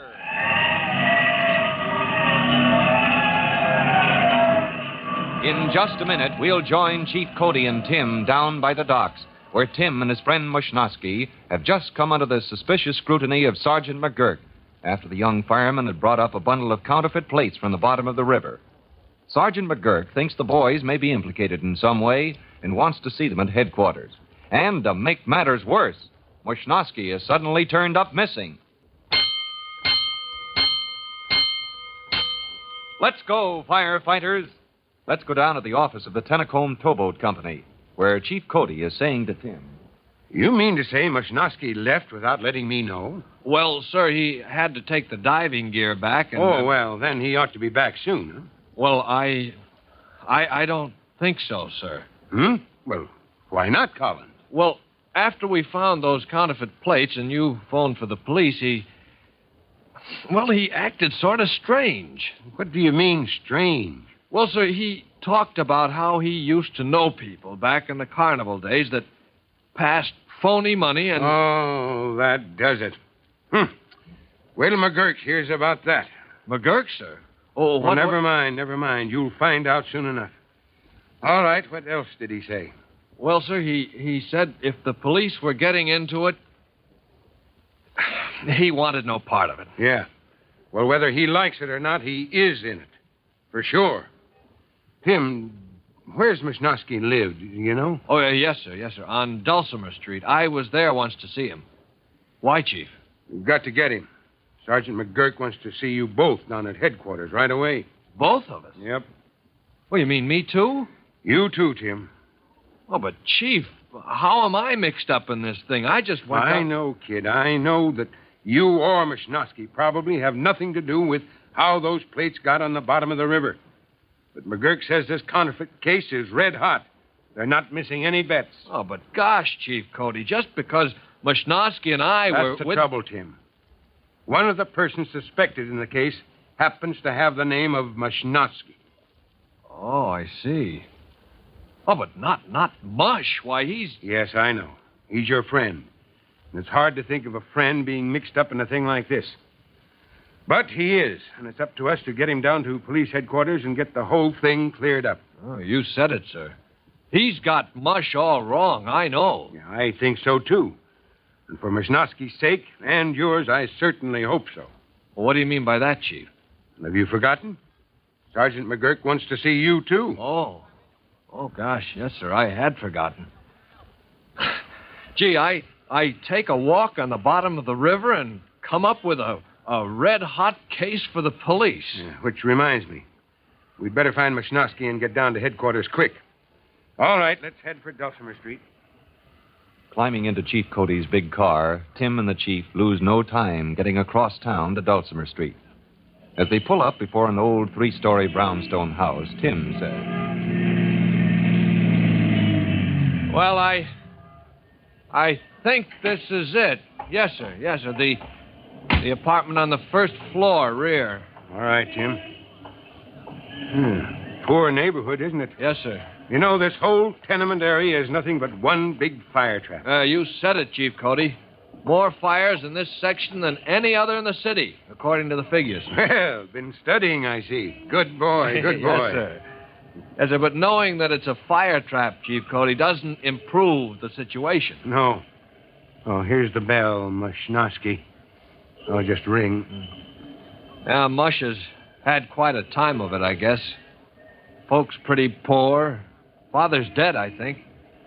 Mother works as a cleaning woman in one of the big office buildings. Yeah. Doesn't look like anybody's at home. I'd better ring again. Yes, sir. Has he got any brothers or sisters, do you know? Well, he doesn't talk very much about his family, Chief. He did mention once, though, that he had a cousin. I wonder if his name is... Oh, here comes someone. Yes, who is it? I'm Chief Cody of the fire department, Fire ma'am. department? Is the building on fire? Oh, no. Nothing like that. Oh. No, we're looking for a man by the name of Gabriel Mushnosky. Oh, Gabriel. Sure, I'm his mother. Won't you come in? Thank you, Mrs. Mushnosky. Oh, this is another member of the fire department. Tim Collins, a friend of Mush's, Gabriel. Sure. Tim, I hear all the time about you from my son. He like you, I think. Here, come right in the living room. Oh, thank you, Mrs. Mushnosky. Not very fancy, not much room. But I guess we find a place to sit, huh? Thank you, Mrs. Mushnosky, but we're sort of in a hurry. Is Gabriel here? We'd like to see him if he is. Gabriel? Yes. No, he's not here now. In the day, he works down at the fire department. He worked with you, Tim. Isn't that so? Oh, yes, he does, Mrs. Mushnosky, but, well, he left a while ago, said he was coming home. We thought that... No, he not come home yet. That trouble? Something happened to Gabriel? Oh, no. Nothing's wrong, Mrs. Mushnosky. I just want to see your son on some fire department business. He hasn't shown up then, huh? No, he's working, I think. He not down at the fire station? No, but, well, perhaps he's back there now. I guess maybe we misunderstood where he was going. Oh, hope nothing wrong. So proud when Gabriel get to be fireman. He have hard time before. Traveling around with carnival, all kinds of people. Do not like. But now a fireman. His father be awful proud if he alive. Yes, your son is doing fine, Mrs. Mushnosky. He's a good fireman. You're sure he hasn't come home, huh? Yes, I'm pretty sure. Now, wait. To make real sure, I take a look in his room in back. I was out a little while to the store. Maybe he come in while I was gone, but I don't think. I'll be right back. As Mrs. Mushnosky leaves, Chief Cody and Tim let their eyes wander over the room. It is a small room, shabbily equipped with the cheap, frugal furniture of the very poor. Over the old marble mantel hangs the framed certificate Mushnosky received from rookie school. In a corner is a rumpled daybed covered with a litter of clothes. As Chief Cody's eyes roam over the cluttered objects in the room, he speaks. Decent of you to put the old lady's fears at rest about Mush. No need getting her upset, at least not yet. Oh, well, I'm sure there's some explanation why Mush isn't here, Chief. Maybe he went back to the station after all. Maybe so. You know, I have a greater respect for Mushnosky and what he's done for himself after seeing this little room. Coming from the slums like this, fighting his way up. I hope McGurk's all wrong. Oh, he's got to be, Chief. Mush is as fine a guy... Wait a minute. Do you see what I see? What's that, Chief? What do you see? Over on the daybed in the corner. Well, what is it? A pair of pants. Oh, yeah, there's a pair of pants, all right. But... Now, look, a pair of tweed pants, Tim. Oh, sure, they're tweed, all right, but I still can't see... That coat the counterfeit plates for a raft in. That was tweed, too. Hey, that's right. And, if I'm not awfully mistaken, these pants match that coat. I believe you're right, Chief. Yeah, the same color, same texture. Gosh, do you suppose that means... I don't know what it means, Tim, but I don't like the looks of it. Gee, maybe Mush is mixed up in this thing after all, but I can't... Here comes Mrs. Mushnosky. No, Gabriel not here. I look everywhere. He must be at fire station. Yes, maybe he is, Mrs. Mushnosky. Well, we won't bother you any more in any case. Come on, Tim, we'll be going. I'm sorry you come for nothing. That's all right, Mrs. Mushnosky. You've been very helpful. Come on, Tim. Yes, sir. You sure everything all right with my Gabrielle? Huh? Don't worry, Mrs. Mushnosky. Everything's all right, I'm sure. Goodbye. Goodbye. I tell Gabrielle you call. Oh, gosh, Chief, you... Well, don't you think maybe we should have taken those pants for Sergeant McGurk to examine? That's police business, Tim. Nothing for the fire department to get into. We'll report it to McGurk, of course, and then let him carry on from there. Gosh, as much as I hate to admit it, it looks like Mush is mixed up in this counterfeit business. Yeah, Tim, it certainly looks bad. And we'd better get down and see Sergeant McGurk at police headquarters on the double. Well, it looks like the fire department is getting deeper and deeper into the case of the counterfeit plates. Can it really be that Private Mushnosky, Tim's friend, is involved with a gang of counterfeiters? If he's not, why has he disappeared when the police came into the case? And what about the pair of pants the chief found in Mushnosky's apartment? Do they really match the counterfeiter's coat? We'll learn the answers to a lot of these questions in the next true-to-life episode of The Firefighters. In just a moment, Chief Bob Cody will tell you, boys and girls, how you can help the firefighters in your own town. And now, Chief Bob Cody with a special notice for the Firefighters Brigade. Chief Cody. Hello, boys and girls. This is Chief Cody. And here's a tip to you folks who may be building fires on hiking and camping trips, or right around home for that matter. Whatever you do, avoid using inflammable liquids, kerosene, fuel oil, or gasoline to start your fires. Paper and small kindling will do just as well, and it's a lot safer. And don't forget to make sure that fire is out when you leave. Well, that's all for now. You'll hear from me soon. Fire Chief Cody and the young rookie fireman Tim Collins will be back on the same station the next time you hear... That's it. Let's roll!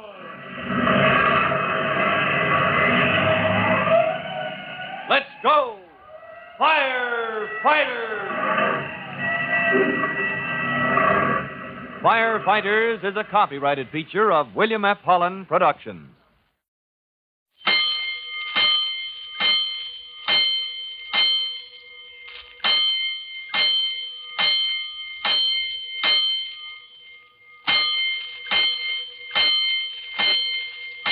Five bells.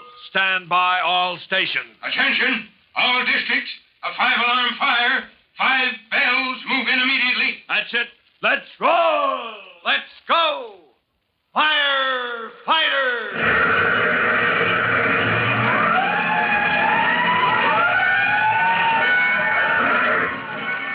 Presenting Firefighters, the true-to-life story of our unsung heroes who stand ready to ride by day or night against our most murderous enemy, the demon of fire. In just a minute, we'll join Chief Cody and Tim. They have just left Mushnoski's apartment after finding that he has not been home all day, but finding during their visit a very incriminating piece of evidence that may closely link Mushnoski with a case of the counterfeit plates. They saw a pair of tweed pants that seemed to match the tweed coat the plates were wrapped in that Mushnoski and Tim found at the bottom of the river. Let's go, firefighters. Let's join Chief Cody and Tim as they speed across town from the Dulcimer Street apartment of Mushnoski toward their overdue appointment with Sergeant McGurk at police headquarters. The Chief and Tim have made a rather disturbing discovery in the living room of Mush's apartment. And Tim is saying to Chief Cody, Gee, Chief, do you think maybe we ought to have taken that pair of tweed pants for Sergeant McGurk to examine? That's police business, Tim. Nothing for the fire department to get into. We'll tell McGurk about it, of course, but from then on, it's up to him. Yes, sir, but... Well, it does look bad for Mush, doesn't it? It doesn't look good, Hooksy. We find a set of counterfeit plates lying at the bottom of the river wrapped in a brown tweed coat. Yes, sir, and then we visit Mushnoski's place and find what looks like the pants that match the coat. Yeah. And we know that a man by the name of Mushnoski is mixed up in the counterfeit ring. Yes, sir, but it may be some other Mushnoski. How do we know it's the one we know? That's the one thing I'm hoping, Hooksy. That the guy who owns that coat and those pants is another Mushnoski. Yeah, but how to prove it is another matter. Oh, gee, that ought to be simple, sir. Just find him and ask him. Yeah, that would be very simple, only he seems to be missing at the moment. Yeah, I wonder what's got into the guy busting off like that. Say, Chief, what about his cousin? He has a cousin, I know. Maybe the... do you know his cousin's name by any chance? Well, no, sir. I never heard him say. He's always been pretty vague about his family. It wouldn't be Stanislaus, would it? Gee, you got me. Why? Well, that's the name of the Mushnoski that McGurk's been tailing, he says. The guy he thinks may have dropped the plates in the river. Well, then if it is, what's he so anxious to see Mush for? Well, that name is too uncommon to go unnoticed in a situation like this. Especially when our man suddenly pulls a disappearing act. He thinks there's a connection. From the shape of things right now, he may be right. Oh, gee, if we could only find Mush, I know he'd have an explanation. Well, all I've got to say is he'd better. Meanwhile, there's police headquarters, and we've got a little interview on our hands. I sure hate to think what McGurk's going to say when he learns Mushnoski is missing. Chief Cody and Tim lose no time mounting the stairs to the detective's quarters. As they enter the room, they're greeted by the voice of Sergeant McGurk. Hello, Chief. You're late. Where's your man, Mushnowski? Now, take it easy, McGurk. We haven't located him yet. We stopped at his apartment, but he hasn't been home. That's bad. Any idea where he might be? Well, he may have gone back to the rescue station. I'm going to check by phone. You better do that. I want to see that man. Strikes me as mighty strange that the man who finds the plates at the bottom of the river and the man who we're pretty sure dropped them there are both named Mushnowski. I'll give rescue a ring right away. Here's the phone. Meanwhile, there's a few questions I'd like to ask Collins here. You're the one that brought the plates up, aren't you? That's right. You see, I was down on a practice dive. Now, see here, McGurk. Collins knows nothing about this thing. He was simply carrying out instructions. But he was working closely with Mushnowski, wasn't he? That's right, but the kid's clear. Take my word for it. I'm not saying anything about Mushnowski because I don't know yet. But Collins is okay. Now, I'll vouch for that. Okay, we'll let Collins go for now, but get Mushnowski. Operator, get me the fire rescue station. Oh, hello. Is that you, Mike? Chief Cody, listen. Has Mushnowski reported in there? Okay, check and hurry. Yeah? Yeah, I see. No, that's all for now. Thanks, Mike. Well, he reported in with the diving equipment a couple of hours ago and left. Oh, where'd he say he was going, Chief? Home. See? Gee, we just came from there. Well, Chief, it looks like your man Mushnowski has taken a powder. Yeah, as much as I hate to admit it, it does. And I don't like it. Especially after... Especially after what, Chief? Especially after what we just discovered over in his apartment. What's that? You know that tweed coat the plates were wrapped in? Yeah, I got it right here. Yeah. Well, if you'll drop in at 113 Dulcimer Street, I think you'll find the tweed pants that match that coat. Good gosh, man. Why didn't you tell me before? That's an important clue. I'm telling you in time. They're still there. Don't worry. This may be the thing we need to break this case. I was hoping we'd find Mushnowski and let him supply some of the answers, but now it looks like you're going to have to dig them up yourself, McGurk. Don't worry, I will. I'm on my way to Dulcimer Street right now. What about Mushnowski? You're still going to need him, tweed pants or no tweed pants. I'll find him. If it takes every man on the force, I'll find him. I still can't believe one of my men is tangled up with a counterfeit gang. I still believe it may be another Mushnowski. But to find out for sure, we've got to find Mush. So if there's anything we can do, just let me know. Right, Chief. I'll see you later. Oh, McGurk, before you go. Yeah? There's an old lady at Dulcimer Street, Mush's mother. Now, she knows nothing about this, I'm sure. Try to be a little easier on her, won't you? Sure, Chief. Make it as easy as I can. Well, thanks. She thinks the world of her son. When Sergeant McGurk said he'd find Mushnowski if it took every man on the force, he meant just that. But sometimes finding a man isn't so easy, especially if that man doesn't want to be found. And apparently Mushnowski didn't want to be found. 3 days have gone by now, and Sergeant McGurk and his men have scoured every block of the city. But Mush is still missing. Down at fire headquarters, Tim is talking the situation over with Chief Cody. You know, Chief, I still don't think Mush is guilty of anything. I don't know, Hooksy. I thought so, too, until he turned up missing. Now I'm not so sure. But the tweed pants turned out to belong to his cousin. Yeah, that's cleared up at any rate. Now McGurk's looking for Mush and his cousin. I have a feeling that Mush is afraid. He probably knows his cousin's mixed up with a counterfeit gang, and he's scared the police will implicate him, too. How do we know he isn't in cahoots with his cousin? I just can't believe it, Chief, knowing Mush as I do. Gee, if only I could find him, I know I could get him to clear up the whole business. Yeah, but how to find him? That's the problem. Sergeant McGurk can't. Look, Chief, I've had an idea for some time now. An idea that, if it works, may bring Mushnowski out of hiding. Yeah? What's that, Hooksy? Well, Mush is a smoke eater from way back, isn't he? One of the best. Yes, sir. And when a real smoke eater hears the wagons roll, it does something to him, doesn't it? Never fails to make my blood sing no matter where I am. Well, that's where my idea comes in, sir. I have reason to believe Mush is hiding out somewhere in his old neighborhood. Could be. McGurk thinks so, although we can't find him. What are you driving at? Well, Chief, here's my plan. The next time there's a fire around Dulcimer Street, I want to ride when they roll. And when the crowd gathers, I want to be there.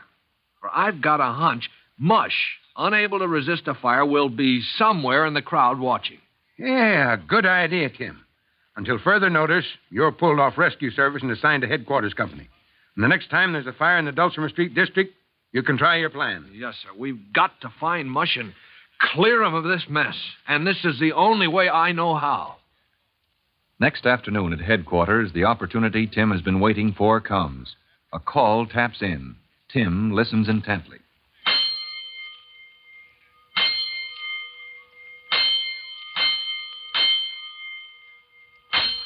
That's it. 131, the Dulcimer Street District. Let's roll.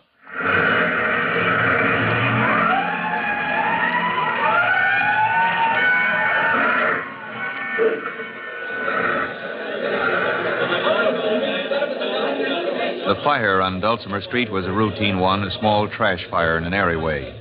But the usual crowd gathers, surging and milling around the big fire trucks. After the blaze is out, Chief Cody comes up to Tim, who is standing near the edge of the crowd, and says, Well, Hooksy, it looks like your plan didn't work, but it was a good try anyway. Yes, sir. I searched every face in this crowd. I was sure this would bring him. Wait a minute, Chief. Yeah, Tim? Over there, in that doorway, it's Mush. You're right, Hooksy, it is. After him before he gets away. Well, Tim's plan for smoking out Mushnosky worked after all. But now the question is, can he get to him before he melts away in the crowd? To learn if Tim does catch him and what Mushnosky's reaction will be sure to listen to the next true-to-life episode of The Firefighters. In just a moment, Chief Cody will tell you, boys and girls, how you can help the firefighters in your own town. And now, Chief Bob Cody with a special notice for the Firefighters Brigade. Chief Cody. Hello, boys and girls. This is Chief Cody. You know, one of the biggest causes of fire in the home is from the use of inflammable liquids for cleaning. Now, if you or your parents do use gasoline or other inflammable cleaning fluids, be sure to use them outdoors. Under no circumstances in a closed room or near an open flame. Cleanliness is a virtue, but safety is a greater one when it comes to using cleaning fluids. Well, that's all for now. You'll be hearing from me again soon. Fire Chief Cody and the young rookie fireman Tim Collins will be back on the same station the next time you hear... That's it. Let's roll!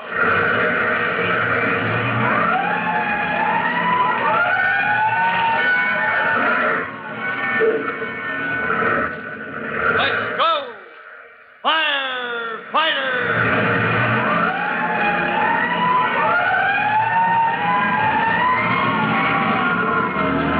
Firefighters is a copyrighted feature of William F. Holland Productions.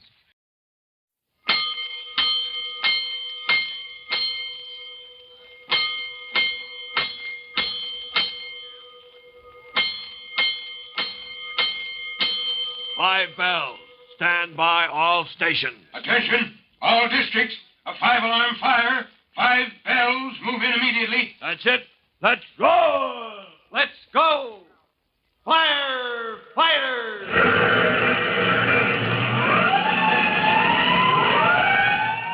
Presenting Firefighters, the true-to-life story of our unsung heroes who stand ready to ride by day or night against our most murderous enemy, the demon of fire. In just a moment, we'll join Chief Cody and Tim Collins at the fire which has just brought them closer to solving the mystery which has been troubling them. For, as they hoped, it has smoked out the missing man, Tim Collins' friend and buddy on the rescue company, Private Mushnosky. But before we find out what caused his strange disappearance, let's go, firefighters. Let's go to the edge of the crowd watching the blaze, the group of people which in turn had been so carefully watched by the young rookie fireman Tim Collins. And just when he about decided his plan to smoke out Mush had failed, who should he see half hidden in a doorway but Mushnosky himself? Calling his discovery to Chief Cody's attention, the chief calls out. You're right, Tim. It is Mushnosky. Get him before he gets away. Yes, sir. Mush! Mush! It's me, Tim Collins. Hep, how did you... I thought I was undercover Oh, here. for gosh sakes, Mush, we've been looking everywhere for you. Thank goodness we found you. Do me a favor, will you? Just let me disappear again, No, huh? no, not on your life. Sergeant McGurk has had the whole police force scouring the city for you. Look, you've got some questions to answer, and the sooner you get them over, the better for you. I don't want any part of the police. That's one of the reasons I blew. Look, Mush, this is for your own good. Now, come on, will you? Well, Mushnosky, it's high time you showed up. You're in a jam, son, and I want to talk to you. Come on, let's go over to my car and have a heart-to-heart talk. And if the fire department means anything to you, you've got plenty to say. We'll have a little privacy sitting in the back of my car. Come on, get in. It's a tough break you're bumping into me like you did. Tough? Huh. It may be the luckiest day of your life, Mushnosky. Yeah, and it wasn't exactly a break either, Mush. We figured an old hook and ladder man like you couldn't resist a fire if you were still anywhere in the neighborhood. You see, son, you men in the rescue companies are picked not only for brains and brawn, but because you've gone through the mill, piled up plenty of experience, and because your work is your whole life. Maybe you should say it was, Chief. Well, that all depends, son. If you're mixed up in that counterfeiting racket... I'm not, Chief Cody. Believe me, I'm not. But that's all I can say. Oh, that's bad, Mush.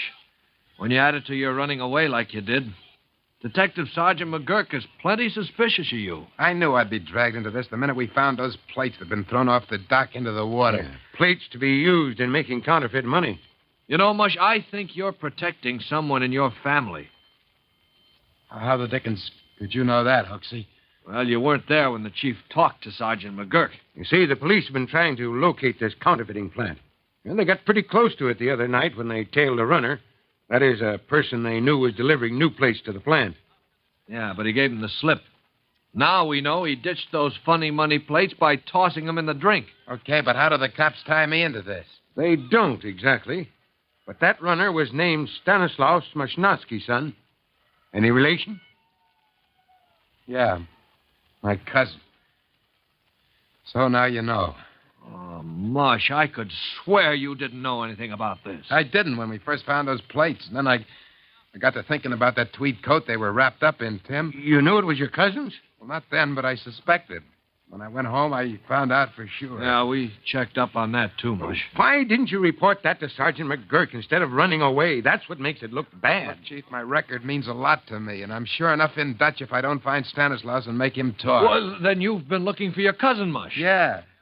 No luck. He's vanished into thin air. Well, why is he so important if you're not mixed up in this? Years ago, I worked for a carnival. So did my cousin. He and his pals used me to pass off some of that phony dough on the customers. Oh, you're kidding. I know you better than that. You're a square guy if I ever met one. Thanks, Hooksy. I was just dumb then. As soon as I found out what they were doing, I quit my job and cleared out. And I got my start with the fire department. You know, Mushnosky, I believe that. Yeah, but Sergeant McGurk won't. By now he's looked into my cousin's record. He'll find mention of me. How do you think that'll make my good record with the department look? Gee, Chief Cody, we've got to help Mush find his cousin. I've already tried. It's no go, Tim. I'm sorry, Chief. He's the only guy in the world who can clear me. Well, we'll see. There's no question of what to do, son. You'll have to have a talk with the police. Oh, here's Vito, my driver. I'll resign as of now, Chief. I'd hope not to drag the department into this. Well, now, you hold that for the time being, son. Vito, Fire Department Telegraph Bureau, and make it fast. Oh, but Sergeant McGurk isn't there, Chief. Now, look, Tim. Police Department has my full cooperation, but I'm responsible for handling fires in the city. And I've got to make up for lost time before I do anything else. Oh, I get it, sir. The Telegraph Bureau is the nerve center of the department, naturally, and so you Yes, and right now I want a clear picture of what's going on in the entire city. After that, we'll see. Let's roll, Vito.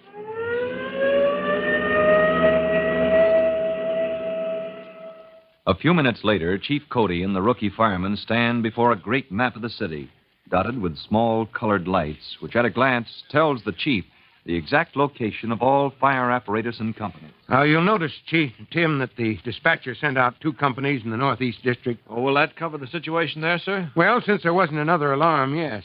Well, looks like you missed a call with the rescue company. Well, how can you tell that, sir? That light down toward the edge. Huh? Yeah, that's where they're located at the minute. Well, I needed you more than they do. Yes, I would. Gee, I wish Mushnosky would take a look at this. Oh, let him sit over there by himself, Tim. Yes, sir. You can't blame him for feeling kind of low. Uh-oh, there's an alarm coming in now. 2. 10. There's 200, Tim. And 3. Alarm box 203. Oh, well, would you look at that? Seconds after somebody pulled a lever, that man's got out his information card on that particular box. Yeah. Watch him check it with the dispatcher. Yes, sir. Yeah. Now look at your map, and you'll see the destination of that company that he just called out. Uh-huh. Yeah, so I see. Box 62, huh? Wait a minute. 62? I must be getting old. Oh, what's the matter, Chief Cody? That alarm box is at the foot of the Tennacombe Towboat Company's dock, where we found those counterfeiters' plates. Oh, say, that's a coincidence. Come on, Tim. Come on, Mush. Huh? Exactly 8 minutes later, Chief Cody's car rolls out to the end of the dock and slides into place beside the rescue company truck. Quickly, the three men join the figures standing at the edge of the wharf. And, to their surprise, the first person they see is Sergeant McGurk.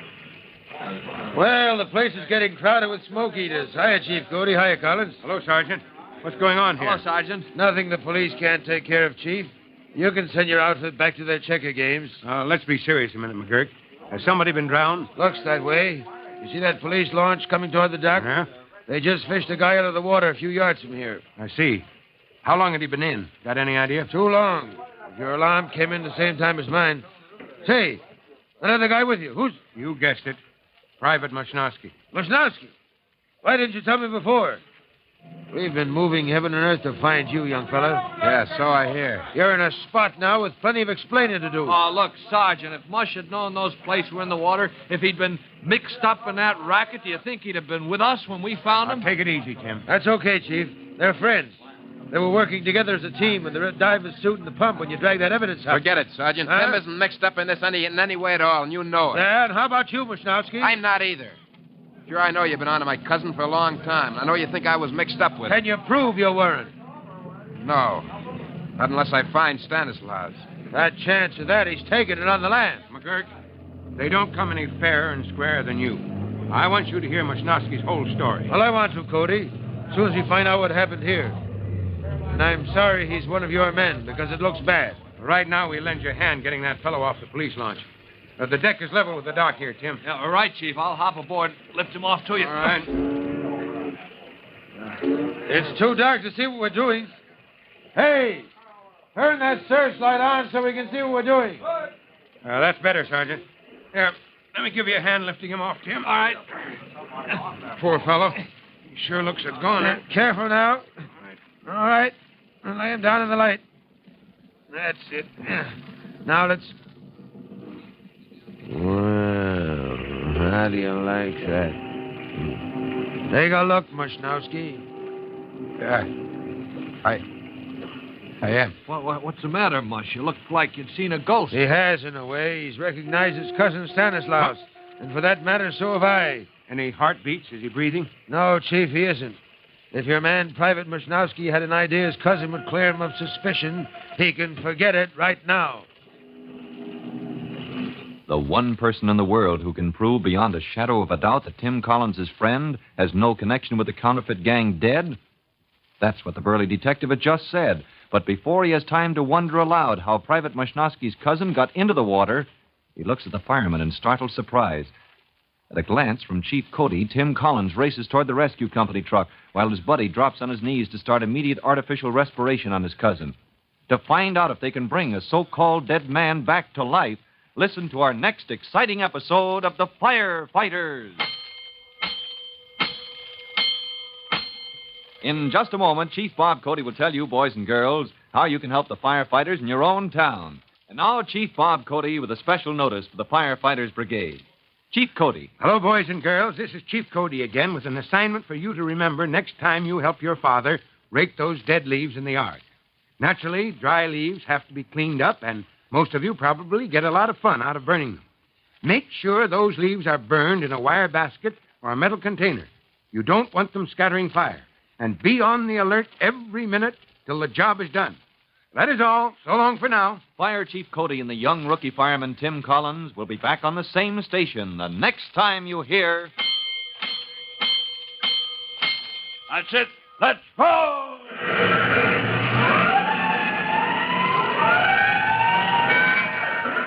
Let's go! Firefighters! Firefighters is a copyrighted feature of William F. Holland Productions.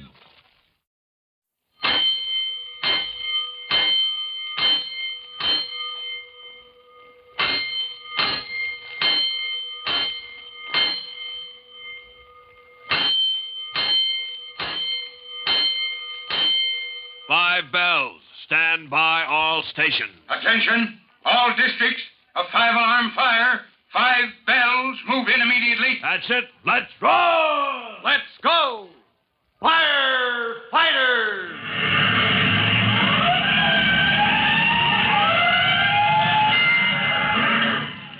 Presenting Firefighters, the true-to-life story of our unsung heroes who stand ready to ride by day or night against our most murderous enemy, the demon of fire. In one moment, we'll join Chief Cody and rookie fireman Tim Collins out at the end of the Tennacombe towboat dock, where, for the second time in recent days, a startling event has occurred. First, it was the diving lesson, which had ended in Tim's finding the plates used to print counterfeit money. And now, in answer to a call for the Fire Department Rescue Company, they have joined the police in time to help identify a man seemingly drowned in the same spot. Now, if you've forgotten who this man was and why he's so important to fireman Tim Collins,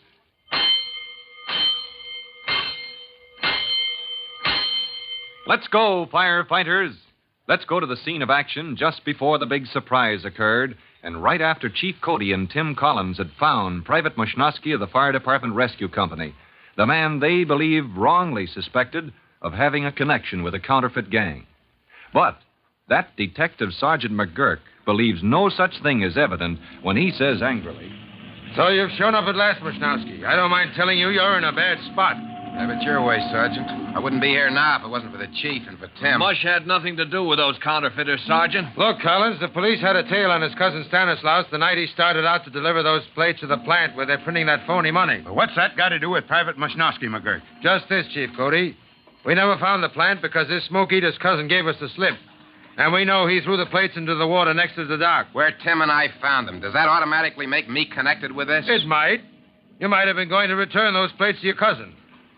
Now, can you prove you weren't? No. Not unless I find Stanislaus. Fat chance of that. He's taking it on the lam. McGurk, they don't come any fairer or squarer than you. I want you to hear the whole story. I want to, Cody. And I'm sorry he's in your department because it looks bad. Right now, the police launch is docking, and I've got to take a look at the guy they fished out of the water. All right. We'll lend you a hand getting the fellow off and onto the dock. The deck is level with us now, Tim. All right, Chief. I'll hop aboard. I'll lift him off to you. It's too dark to see what we're doing. You on the launch. Turn that searchlight on us, will you? Okay. That's better, Sergeant. Let me give you a hand lifting him off, Tim. All right. Yes, sir. That poor fellow sure looks a goner. Careful now. Yeah. All right. Set him down in the light. That's it. Now let's... Wow. How do you like that? Take a look, Mushnowski. Yeah. I am. Hey, what's the matter, Mush? You look like you'd seen a ghost. He has, in a way. He's recognized his cousin Stanislaus. For that matter, so have I. Any pulse? Is he breathing? No, Chief, he isn't. If your man, Private Mushnowski, had any idea his cousin would clear him of suspicion, he can forget it right now. He's dead. Oh, gosh, of all the tough breaks, Mush. Do you two men belong to a rescue company or don't you? Oh, holy smoke, the chief is right, Mush. We're not beaten yet. That's right. What are we thinking of? Artificial respiration, of course, Chief. Leave that to me. I'll get the inhalator from the truck. Just what are you men up to, Chief Cody? Well, the police and fire departments have been thrown together on this, Sergeant. Little cooperation, huh? Of course, but this man's finished. He's dead. I didn't hear a doctor say that, McGurk. And there may be a spark of life yet. Your launch brought him in. Maybe our equipment can bring him around. Is that the inhalator Collins is bringing out here in that case he's carrying? Yes, sir. That's standard rescue equipment. In that case, Mushnowski, why are you wasting your time on your knees giving your cousin artificial respiration? If he was breathing, the inhalator might be enough, but he isn't, so we'll give him the works. Oh? Don't forget, Sergeant, it's mighty important to me how this comes out. Maybe he won't back up your story even if he lived. Here's the HH job, Chief. All right, break it out, Tim. You're the senior rescue squad man here, Private Mushnosky. You take over. Thanks, sir. I appreciate that. I've got the carbogen cylinder out, mask, breathing bag. You want to take over, Mush? I'll keep on with the respiration, Tim. Open one cylinder valve. Right. Now the valve between the cylinder and the pressure gauge. Got it. Check. Make sure that gauge is indicating pressure. Uh-huh. Okay, turn the pointer on the gauge back to 10. Yes, sir. All set. Attaboy. You ready to inflate the cushion now, Tim? Yep. Then place the rubber mask over his mouth and nose. Where are you going, Chief? Better send the truck back to quarters for the next call. Then I'll check up for myself. And if everything's quiet, I'll have a cup of coffee. Will you join me? Well, I've got to be here if and when the racketeer comes to, Chief. I sort of thought you'd hang around yourself. Tim and his buddy may be on the job several hours from now. It's somewhat later when the fire chief and the sergeant of detectives return to the towboat dock.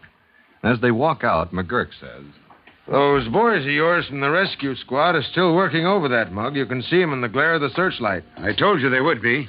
Doesn't that prove Mushnosky isn't mixed up in his cousin's racket? I don't get it, Chief. Well, do you think he'd be so anxious to save that man's life if it would tie him to a gang of counterfeiters? Well, I see what you mean, but just the same, Cody, the record shows Mushnowski some years ago worked for a carnival where he palmed off his counterfeit dough on the customers. I told you he never had the slightest idea it wasn't the real stuff, Sergeant. I can't take his word for that. But it was that cousin of his, Stanislaus, who tricked him into it. Now, would you believe him? I don't know. First, he has to be alive. Listen, Mushnosky has one of the best records in the department. It's a shame to ruin his career because a relative joined up with a bunch of crooks. From here, it looks like his relative has joined his ancestors. I won't believe it. They've got to pull him through. How are you coming, Mushnosky? We got the break of a lifetime, Chief, when we went to work on Stan a few minutes ago. What are you talking about? It was over an hour ago. Oh, Mush and I lost all track of time, Sergeant, but you and the chief take a look at that breathing bag. How's that? Well. Kneel down and take a look, McGurk. What's that? This balloon-like bag. Yeah, this fellow's breathing all right. Nice work, boy. You mean every time it sort of fills up and then collapses? Yeah, that's a breath, sir. He'll be around in no time. Keep your mind on your work, Hooksy. It's increasing a little. Open the low-pressure valve just a bit more. I got you, Mush. Don't look so puzzled, McGurk. They're simply increasing the flow of carbogen from the cylinder to keep that breathing bag from collapsing each time that the fellow breathes. Well, that explains everything.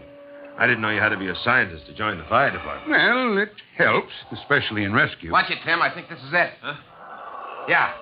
Yeah, quick, get that rubber mask off his face. Check. All right. Easy does it now, boy. Easy does it. Slow now, Stan. Breathe deep. Deep but easy. Slow and easy. Now, don't worry about anything. It's me, Mush, your cousin, Stan. Mush, what are you doing here? It's my job, Stan. We thought you were a dead duck. You came plenty close to being drowned. Yeah. Now I remember. Thanks, Mush. Thanks, kid. Is he okay? Can I talk to him? Stan, this is Sergeant McGurk. He's... Yeah, I know. We meet again, huh, Flatfoot? I've been hoping we would, Mushnowski, after you gave my men the slip the other night. Ask him whether his cousin was mixed up with this gang, McGurk. What's the fire department doing here? Never mind that. I want a few straight answers, Stan. We know you never delivered those plates for printing counterfeit money to that hidden plant. That's right, copper. They're in the water under the dock. You're wrong. They were fished out by your cousin and Tim Collins.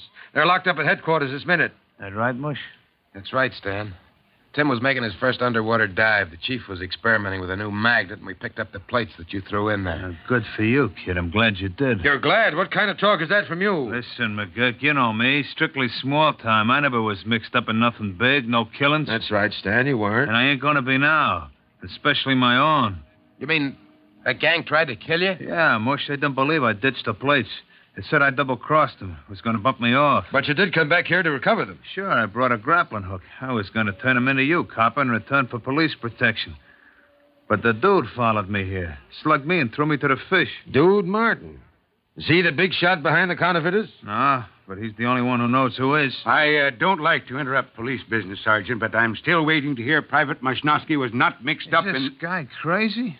Mush never had no part in any of this. I'd like to believe you, Stan. In fact, I'd like to believe your whole story, Listen, but... copper, I'll prove every word I say. How?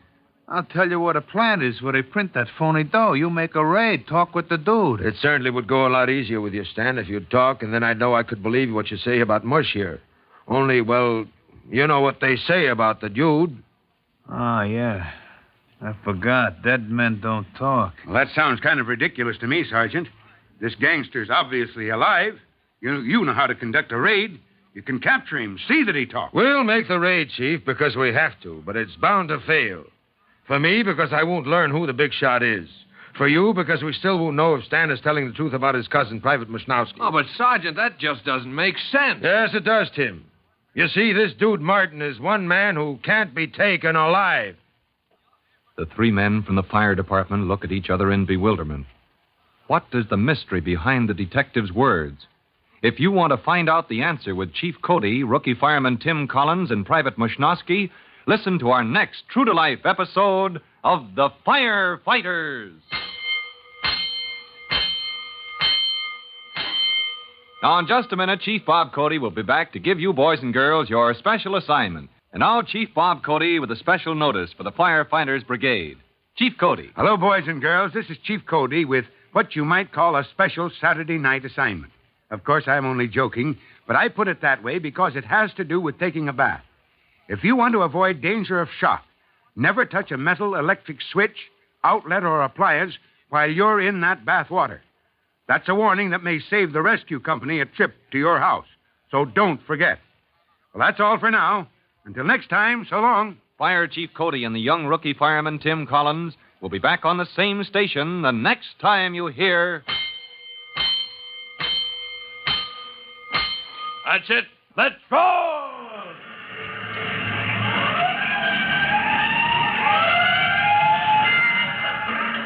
Let's go! Firefighters!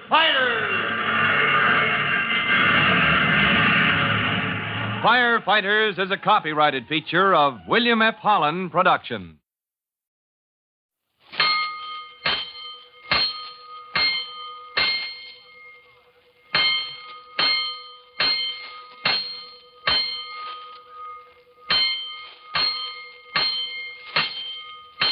Five bells. Stand by all stations. Attention, all districts. A 5-alarm fire. 5 bells. Move in immediately. That's it. Let's go! Let's go! Firefighters!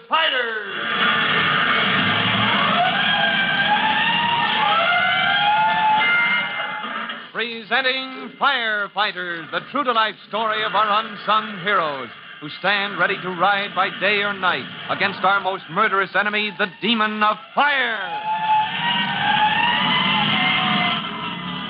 In just a minute, we'll join rookie fireman Tim Collins and his friend Private Mushnowski of the Department Rescue Company on the dock where they have just saved the life of a man believed at first to have been drowned. An hour's work with the inhalator would usually be just routine to these boys. But in this case, reviving the small-time gangster who had been fished out of the water was a personal matter, for he is the only person who can prove that Mushnowski is not involved with a gang of counterfeiters. Why it didn't work out quite this way, you'll see in a minute after this message.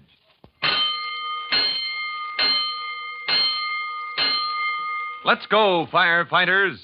Let's join that small circle of men who stand around Mushnowski's cousin, the man who says he broke with the counterfeiting gang, came back to the dock to recover the printing plates he'd thrown in the water, had been slugged and left to drown by the mysterious leader of these crooks, Dude Martin. His denial that the young friend of Tim Collins's, Mushnowski, was mixed up in this brings doubt to the face of Detective Sergeant McGurk, who says, I'd like to believe you, Stan. For the sake of Chief Cody here, I'd like to believe your cousin innocent. For your sake, I'd like to believe the rest of your story. Listen, cop, I'll prove every word I say. How? I'll tell you where the plant is, where they print that phony dough. You make a raid, talk with the dude. Okay, Stan, only you know what they say about the dude. Oh, yeah, I forgot. Dead men don't talk. As fire chief, I'm well aware of your record in the police department, Sergeant. You know how to conduct a raid. You can capture this dude, Martin, and see that he talks. We'll make the raid, Chief Cody, but it's bound to fail. For me, because I won't learn who the big shot is behind this. For you, because we still won't know if Stan here is telling the truth about your smoke eater, Private Mushnowski. Oh, but, Sergeant, that just doesn't make sense. Yes, it does, Tim. You see, this dude Martin is one man who can't be taken alive. Oh, nuts. If you figure out how to grab him. Ah, the Flatfoot's right, Mush. The dude's crazy on one subject. He's scared of being locked up. He'd kill himself first. That's why the police have never caught him, Chief Cody. He's made any number of miraculous escapes, risking his life. I go along with Mushnowski just the same, Sergeant. You plan the raid so there's no avenue of escape, that's all. We'll see. Give out, Stan. Well, you know the garage in the corner of Maple Street? Yeah, old 5-story building. That the plant where your counterfeiter friends have set up? People who try to bump me off ain't exactly my friends, McGurk. But they print the phony dough on the second floor. Dude Martin has his office on the top floor, up under the roof. I see. For the benefit of you firefighters, the problem is now how to close in on the gang working in the plant and not scare off the dude as we do it. Could I talk with you a minute, Sergeant, privately? Why not, Chief Cody? We'll take a little walk. Come on. Collins, I guess I ought to thank you as well as Mush for saving my life. Now, Chief Cody, let's have it. You got an idea? Yes, I have, Sergeant. But first, do you still think this fine young fellow in my rescue company is mixed up with these crooks? Frankly, Chief, I don't know. It was Mushnowski and Collins who found those printing plates next to the dock here. Yes, I know, McGurk, but if you capture this dude Martin, I've got every faith that will clear Mush. Look, Chief, we've cooperated all the way on this case. Your department tumbled onto the printing plates. Your rescue boys revived that racketeer. Now, if you've got an idea for this... I have, Sergeant. And I'm glad to hear you say what you just did, because my idea will combine our two departments. Wouldn't be the first time fire and police have worked together, Chief Cody. Let's have it. Well, it might cover up your raid on the plant itself. That is, distract this dude Martin's attention so that he wouldn't be scared away before you could grab him. Now, my plan would have to go like clockwork, and both departments would have to work as a team. As Chief Cody explains his plan, Sergeant McGurk looks more and more pleased. A few minutes later, the two officials separate to return to their respective headquarters.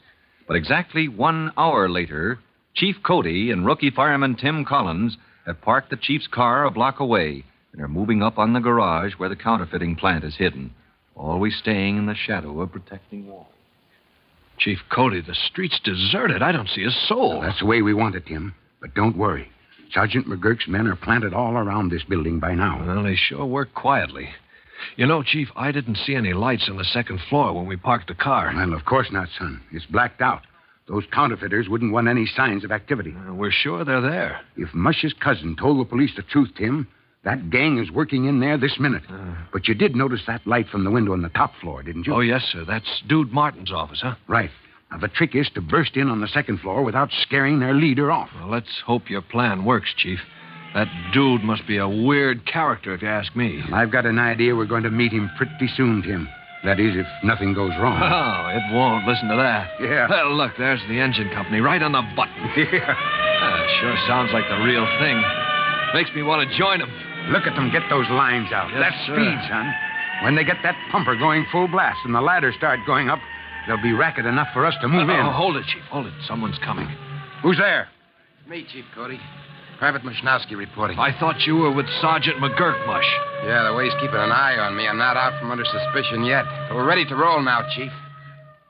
Quickly, the three men pass the shadowy figures of the police moving in on the garage and enter it from the side. Shortly, they join McGurk and two plainclothesmen in the dark of the top floor outside the gangster's office. Thought you'd never get here, Chief Cody. Wanted you to be in at the kill. This was your plan. You think it's working out okay, Sergeant? Yeah, I have a man on the roof opposite. He reported Dude Martin looked out, checked on the fire trucks when they arrived, then went back to his desk. We saw your men moving in on the second floor, Sergeant. They must be cleaning up that gang by now. Thanks to the excitement at your phony fire, the dude's still here, Chief. Well, what's next, Sergeant? I'm going to open that door, but fast. You and your pal Mush staying back of me here. Okay, let's go. Just as that quiet, dude. You live longer. Well, look who's here, my old friend. Watch out, he's got a gun in that desk drawer. No, you don't, dude. Better drop that. Your men play rough, Sergeant. Thanks, Tim. That was fast work. You nearly broke my wrist, McGurk. What is this? You calling in the fire department to do your work for you? This is a bit of teamwork, dude. If Chief Cody here hadn't arranged a phony fire down there while we raided your plant... Wait a minute. Yeah, by now they rounded up. And this time, dude, we've got you, too. Looks that way, doesn't it? And congratulations on your part in this, Chief Cody. All I want is an answer to a question, dude. Is this man a member of your gang? No, Chief, he's hardly the type I use. You hear that, Sergeant? As far as I'm concerned, Mushnowski, your record is clear. Thanks, Chief. Mushnowski. That name is familiar. It ought to be. His cousin Stanislaus was a runner of yours. You tried to kill him tonight, but the rescue company revived him, dude. He didn't drown. Well, I seem to be having remarkably bad luck tonight. Now, all I want is the name of the big shot behind this. I doubt if he'd have given me this job, Sergeant McGurk, if he thought I'd squeal. It's pretty well known, dude, that you'd do most anything to escape being locked up. A strange quirk, isn't it, gentlemen? The one thing in the world I'm afraid of. Yes, I admit it. It's the one thing, the one threat that would make me break down and talk. Well, you're next door to it, my friend, so start talking. That I can't do either, Sergeant. So it looks like there's only one way out. The window. Look out! He's gonna jump! Hey. Threw himself right through the window, brother. Oh, gee. Too bad we couldn't stop him. What a way to die. 5 stories down to the ground. I told you he couldn't be taken alive. Confound that window. We'll never get the name of the big shot now. I told you I'd fail, Chief. Fail? Why don't you go downstairs and talk with him, Sergeant? Are you crazy, Chief? He's dead. Not if the hook and ladder boys were under that window with a life net, the way I told them to be. You mean you... Those were my orders, McGurk. You said this racketeer wouldn't let himself be taken alive. Well, I figured the only escape from a 5th-floor office would be through a window. Well, I'll be... Fire department, my hat's off to you. That's what I call covering all exits. See you later. I still got that date with Dude Martin. Oh, so that's why you were counting on the hook and ladder company. I'm in the clear. I only hope they won't be too tough on my cousin. And he gave the police the information they needed. That ought to help. What are you two so excited about? Well, for Pete's sake, the way this just ended, Chief. How'd you think of having them stand by with a life net under that window? Think? When you're in the department as long as I've been, a thing like that comes like second nature. Now, you two go along home now. Oh, we're off duty now? Pick up your schedule with the rescue company tomorrow. Get yourself a good 8-hour sleep, Tim, and wrap yourself around a stack of Mother Collins's buckwheat cakes when you get up, huh? How's that sound? Oh, swell. Best orders I ever heard, Chief Cody. So long. But the young rookie fireman, Tim Collins, wouldn't be looking forward to that breakfast with his family if he knew what was to follow. In a way, it was his younger brother, Jimmy, who started it, but, well, say, I'm getting ahead of myself. Now, if you'd share the danger and excitement of fire and explosion, listen to the next exciting episode of The Firefighters. Chief Bob Cody will be back in a minute to tell you, boys and girls, how you can help the firefighters in your town. Now, Chief Bob Cody with a special notice for the Firefighters Brigade. Chief Cody. Hello, boys and girls. This is Chief Cody with an important word about a very common cause of fire. The cause? Overloading electrical lines in your home. In plain talk, that means trying to run too many lights or electric gadgets off the same light socket. Like, for instance, a toaster, an overhead light, an electric heater, all on one plug. Now, that's plain dangerous because it overheats the wires leading to that plug and endangers the whole house. Well, that's all for now, but I'll be back again soon. So long. Fire Chief Cody and the young rookie fireman, Tim Collins, will be back on the same station the next time you hear... That's it. Let's roll!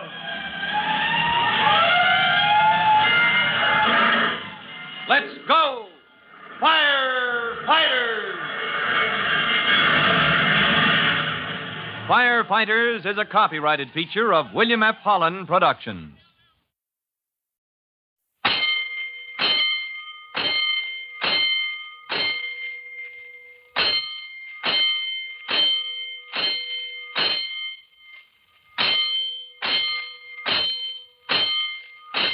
Five bells. Stand by all stations. Attention, all districts. A 5-alarm fire. 5 bells. Move in immediately. That's it. Let's roll!